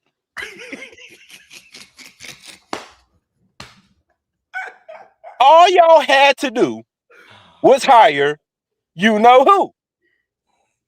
But no, you wanted a higher grades. So, of course, karma weighs its ugly head. And, of course, you're in the APR position that you're currently in. All because you failed to do the right thing that you could have did 4 years ago. I'm not going to let you listen. Before the cozy hire. But go ahead. Wait a minute. Who are we supposed to hire? Say the name for me. And when you already know him? You already know this. No, I don't know. When were we supposed to hire him? You just said his name. Ed Reed. When were we supposed to hire Ed Reed? Bingo. I'm asking. I'm asking. If I'm a monkey's Mr. Campbell, you're smart. You're a genius, man. You are a straight up genius. You answer that question. If you don't answer the question, I'm gonna hang up on you. What year Ed Reed supposed to be hired? Before the cozy hire. Okay, see, this is what we have Sippin on Sundays. But I have a question. I didn't say that to say all that. Wait a minute. That's besides the point. I just had one question and I'm gone. Go ahead. Yeah, go ahead. Yeah, because I'm about to clean you up. Go ahead. Okay. My question is, what systems are currently being discussed by the University of FAMU to put in place to track these transfers that are transferring into the university? What is the system and what is the plan? So this APR issue can no longer be an issue. 10 adults to every one student athlete with surveillance cameras will fix all of this. The Ivy League does it. Most higher learning institutions do this. They have surveillance cameras everywhere. They have eyes and ears on every student and every student athlete. Y'all don't have the money. You don't have. I had to. Thank you. I had to. Okay, let me. Hey, Steve, can we just cover one thing? Like, I got to do my messy moment for a moment. I got to just do it. This ain't got nothing to do with HBCU, but you can listen, man. Just sipping on Sundays, bro. Go ahead. I just got to. Mike, you okay over there, Mike? You good? Yeah, I'm good. Well, I just want to bring this up right here. What do y'all think about this right here? Oh, not yet. Yeah, Rocky. Now we talking. Now we talking, Rocky. Now listen. Okay, listen. All right. And the only I knew we had a lot of stuff. Mike, the only reason why I didn't bring it up because we had a lot of stuff to get to. You know what I'm saying? And everything. Because we had stuff from last week. All right, I'm gonna make, since you want to be messy, real quick. And I'm gonna give us 30 seconds. People don't want to hear about this. We all know they was knocking. They got caught knocking. And my thing, so I have never liked Diana Rossini because her and Josina Anderson were both on ESPN. And Josina was way better reporter, looked way better. Hey, I love some Josina. And I think they kept Diana because they thought she could replace. And Diana Rossini wants to be like she is hot, and she's not. She's not no good-looking woman. She is not no fly summer gun, and she wants to be at. And that's what she wants to do. And she puts her little Italian chest up with that big nose, and that's how she be hollering at cat. Now, this ain't the first time people said it, because even the GM over there at the Commander said that she was right to slick it up on her husband. So she needs to stop that lying, talking about she was with her girls. You're going to go to a hotel 135 miles away from the NFL meetings just by random, and we ain't got now picture with y'all girl. Now, listen, we got too many women in the chat. I got a woman I date. Every time she take a picture, it's going to be 4 or 5 her girls in that picture. So I'm just going to tell you that. She need to go on fire for lying, like, because that was somebody black, go on fire for lying. And both of them married. And she said her husband ain't even as average looking. Come on, man. What are we doing? So, Mike, I'm going to let you get it, and then we're going to bring Doc up. Go ahead. Oh, Rocky, is this the new Patriot way? Because you got the owner doing what he be doing. You got the coach doing what he be doing. You got Diggs bringing, like Cam said, bringing his girlfriend, his side piece, and his everything all to one game. So is this the Patriot way? Bill Belichick rolling over in his grave right now, man. Hey, this is what I want to say, though. I just want to say this right now. Again, I think we're being presumptuous about what was going on. We really don't know what was going on, right? We don't know. Okay, let me ask you a question. Wait. Let me ask you a question. You are married. Absolutely. I don't think I've met your wife, but I have talked to her. Yeah. Lovely woman. You have a great family. If you say, hey, honey, I'm going over here to the Celebration Bowl, hang out with Coach and Mr. Campbell, and she see a picture of you holding hands at a pool. Tell me what Mr. Campbell, not just holding the hand. Them hands were locked in. We're in a bathing suit.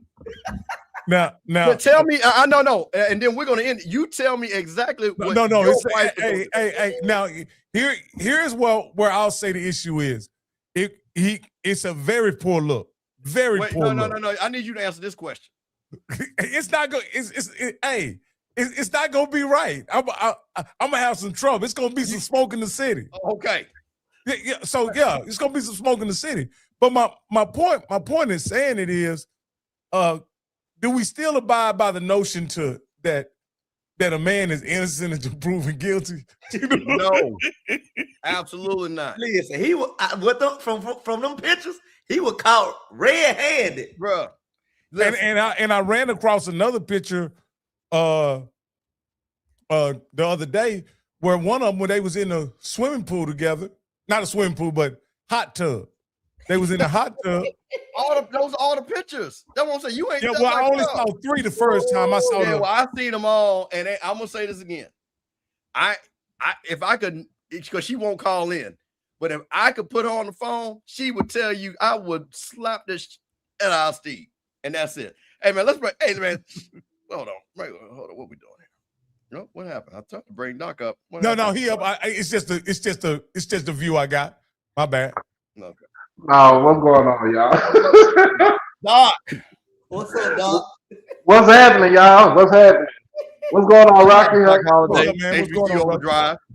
My guy. Man, Look, man, Doc, now listen. Now, I know you part of the ops sometime. Now we listen. I know you. I just got off. Look, I just got off work. I saw your show, and I know how y'all be doing your side shade about FAMU. I watched it. You know, I watch it every night. Hey, but you know what though? But you know what though? I was being real serious about the whole APR thing because it makes no sense that your leader. First of all, I'm about to sound like Charles Barkley. First of all, the last dude that was on here talking about I can't question my leadership. Why am I paying my tuition and my alumni dues and all this stuff, and I can't question my leadership? If you ain't doing right, I'm gonna put your feet to the fire.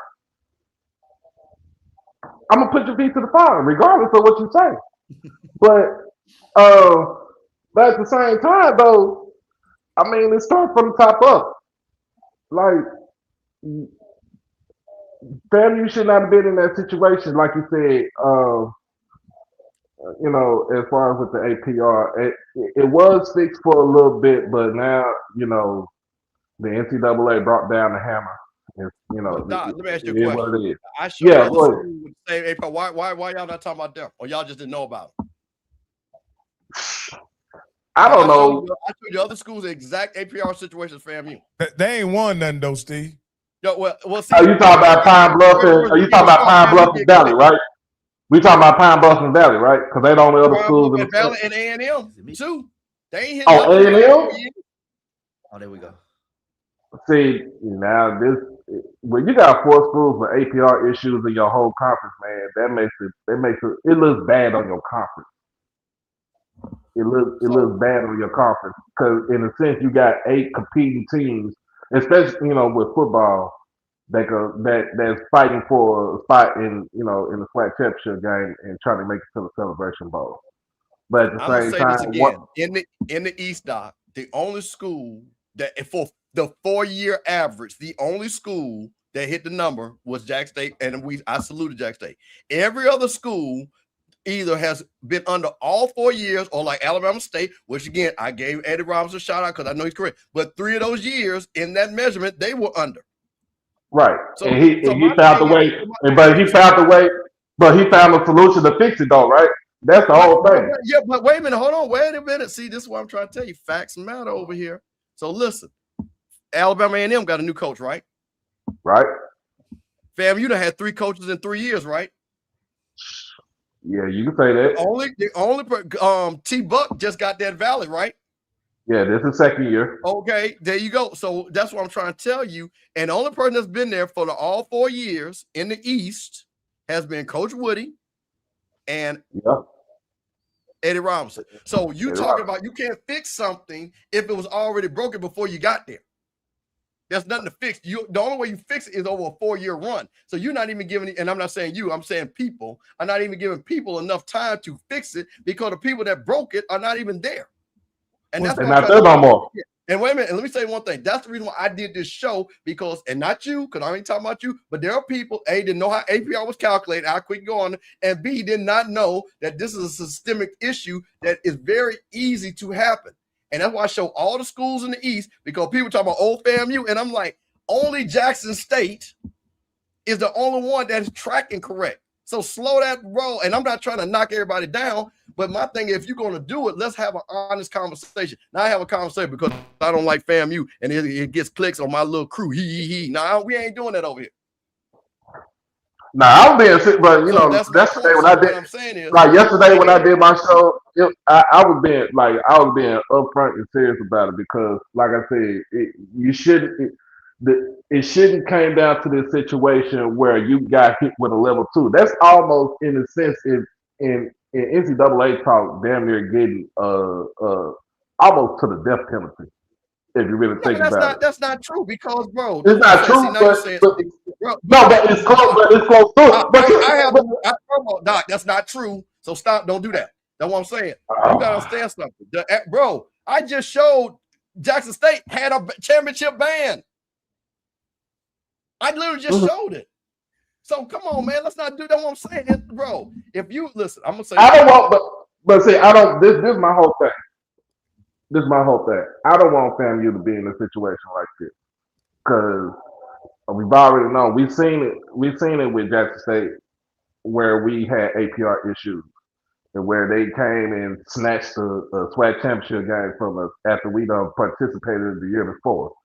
I think where we couldn't cut, your practice has been cut because you got to make sure that the kid get into the classroom. But it is, sometimes it also depends on when the kids make transfer. And something that I said, me and Troy, we talk about this all the time. We can't really have APR in this day and age of transfer in the transfer portal and stuff like that.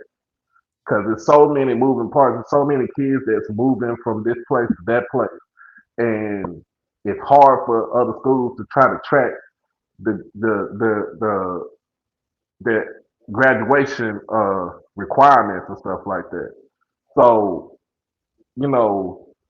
like to me, I feel like once a kid leaves out, they have their whole year to make sure that they do what they're supposed to do at their next school.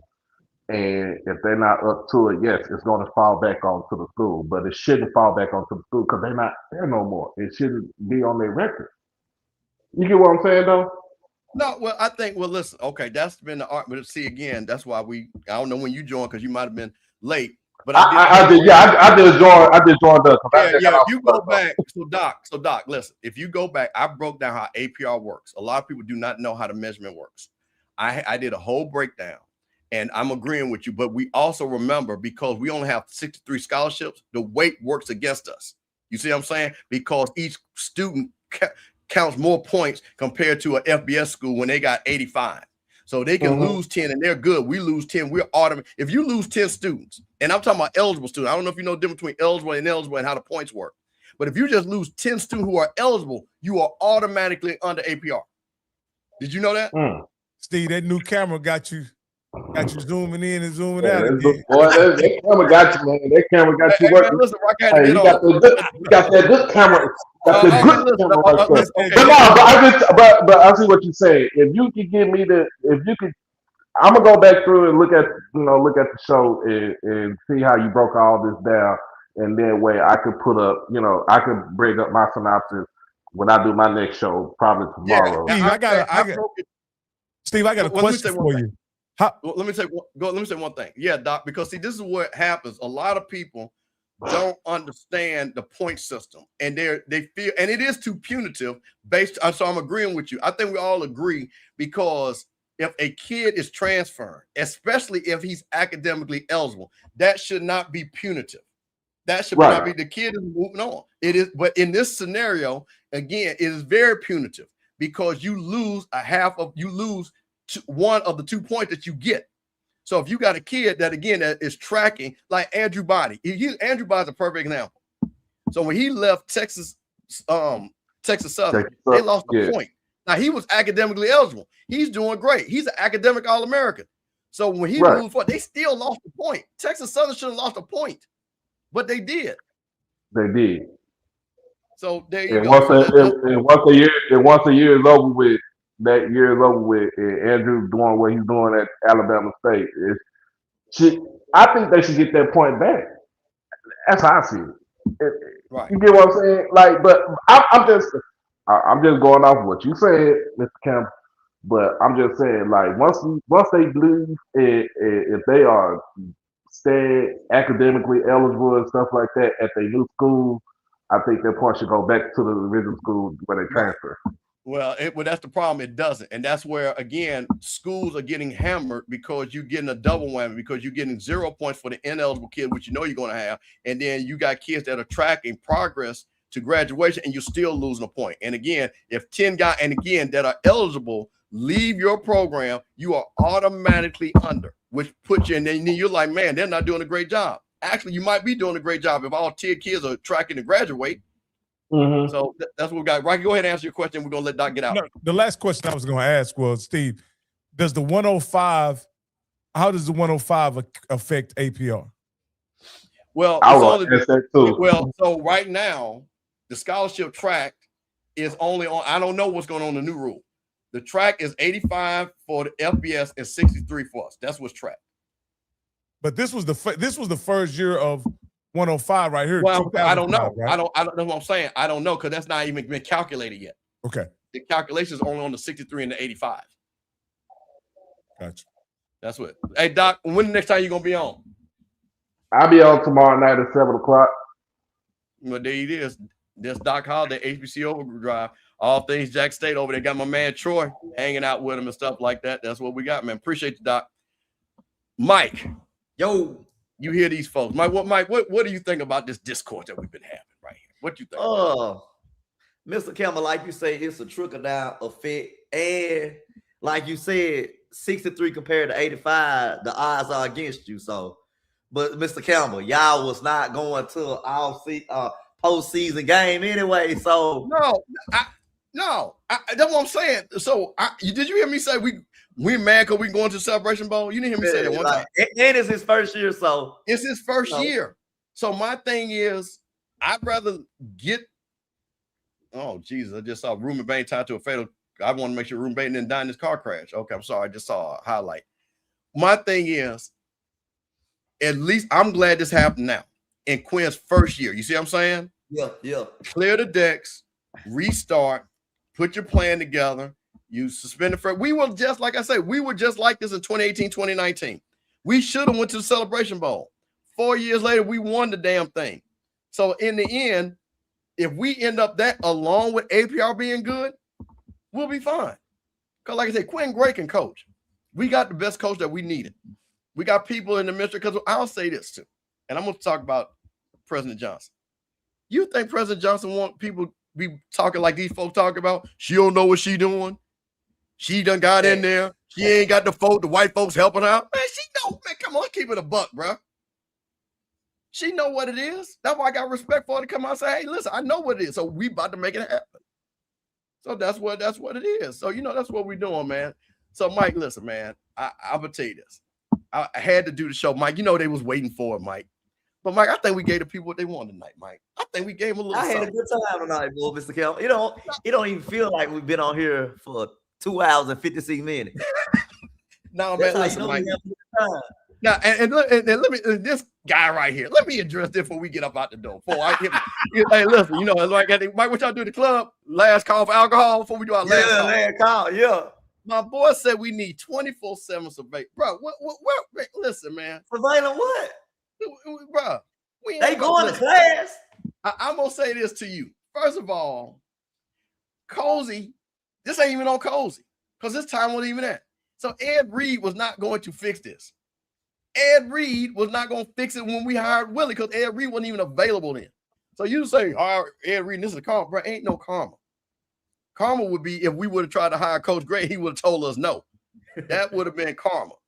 That would have been that. So, bro, for you to sit back there and not know the timeline, which I asked you the timeline, that's why I gave it to everybody. That's why we manned up over here and said, hey, this is not a new thing. We ain't going to let nobody blame it on OBG or blame Angie Suggs or blame Willie. This has been 20 years in the making. And President Johnson said, hey, we're going to put a stop to it. Coach Quinn Gray already got cats focused on academics, and we're going to move on. Man, that's what we got going on, man. That's going to go. Mike, I'm gonna give him 30 seconds that we're going to get out. Now, I'm gonna give him 30 because listen, man, you got 30 seconds. What you got? Deion brought Travis Hunter, who's the #1 high school player in the country. He was not only athletically gifted, he was also academically gifted. The reason why I recommended Ed Reed is because not only can he bring better players, but he can also bring smarter players who can graduate, which will increase the APR. Like the last lady said, you need systems in place. You need to run it like a military because if they feel like they can get away with it, they will get away with it. You need 24/7 surveillance and security for every student athlete. You need 10 adults to watch everything they do from the time that they wake up to the time that they go to sleep. And if you're not prepared to put these systems in place, you will fail these student athletes no matter how many you bring in and no matter how many you take out. And I'm going to leave it on that note. It's the system. It's leadership. It is not the students. All right. Okay. Okay. Now I'm going to say this. And I'm going to give you people You did right, Mr. Mike. Does Does Jack State have 24-hour surveillance? Does the Jack State have 24-hour surveillance on their students? No. Southern people, Ed, Crook, all y'all boys up in here. Do y'all got y'all hitting APR, and y'all had APR child way back in the day? Y'all got 24-hour surveillance? Prairie View Post. I see my boy Lotton, my boys from Prairie View. Y'all got 24-hour surveillance? You don't need no 24-hour surveillance, man. What are you talking about? Bro, what you need is what I broke down. So if you need me to send what I've created, I will gladly send to anybody that wants it. But those 24-hour surveillance, man, this ain't, bro. First of all, we ain't in no prison. But what are we talking about? Mike? Mr. Kelvin. I know SMU players and TCU players that be outside, bro. Ain't nobody got no outside, bro. 24 hours. Cats pledging, living their best life. I see cats pledging. It ain't now got surveillance. Oh, now they can't pledge now. You got cats playing Q and Kappa and Alpha. Come on, man. What are we talking about here? Come on, man. What are we doing here, man? Look, keep it up, man. Listen, I'm gonna say this. I appreciate you watching the show. I entertain your foolishness because it is funny. But, bro, Ed Reed was not going to solve this problem. Ed Reed is not the problem. Surveillance 24/7 is not the problem. The problem is simply what we said, institutional control. The ones that's doing it, if we go talk to A.D. Robinson, A.D. Goff, those my guys, I can get, you know what, I might, you know what, Mike, I'm going to tell you what we're going to do. I'm going to get A.D. Robinson because, you know, he's Mississippi Sippin on. That's my guy. You know, he'll come on here for me, your boy, and everything. And I'm going to ask him how he got Jack State right. And we're going to break that thing down. But that ain't even, like, thank you. Thank you. This person's smart. I mean, Mike, I'm going to ask you a question, Mike. Yeah, okay, before we go, 2 more minutes. How does that even work? Like, do they have something on their phone? I don't. I mean, do you check in? Like, you know what I'm saying? Like you punch a time clock? like what? I'm just trying to figure out. Oh man, listen, man. I'm gonna tell you this, man. I really appreciate you all, man, sticking with us, you know, through all the hours and stuff. Started at 9, man. It was 12 midnight East Coast time. Shout out to my boy Mike Reed, Mississippi Valley Jack State graduate, DJ Mike Reed, doing that thing. Mike, next time when you come on, you know I'm gonna have to go on and pull up them highlights, Mike, when you getting down. So we're gonna and Mike, listen, I'm gonna tell you, Mike, this is what I'm gonna need you to do. Because I'm just gonna let you know, you probably gonna have to pitch it a lot for Zoe. What we're gonna have is 5 songs that Mr. Campbell need to know about to keep me right for the escalate. You know what I'm saying? So I can put up a playlist, Mike. Because just in case if Thick 56 break up with me, I have to go down to Thick 36. I have a playlist right. You know what I'm saying? when I pull up an escalate. Because she won't be looking at me. You know, I have my Mike Reed playlist. I got you, Mr. Campbell. Let me know how to together. I have you slide and everything together. Yeah, oh, yeah, there you go. How you slide together, you know, like I said, you know, I'm just joking. My people know I'm just joking. But there you go, man. Listen, so, man, shout out to Mike Reed. Mike Reed show, man, great show. Zoe should be back next Sunday. Oh, wait a minute. Wait. I do have to wait a minute. I almost did something. I got to do this. Because Zoe was getting his pictures together for his wedding. So let me show this real quick. Hold on. So here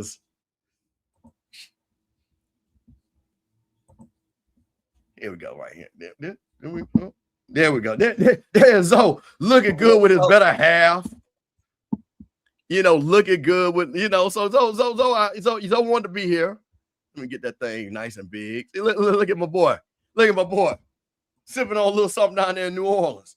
So that's what Zoe's at. So Zoe should be back next Sunday, but if Zoe ain't back, Mike might be available next Sunday.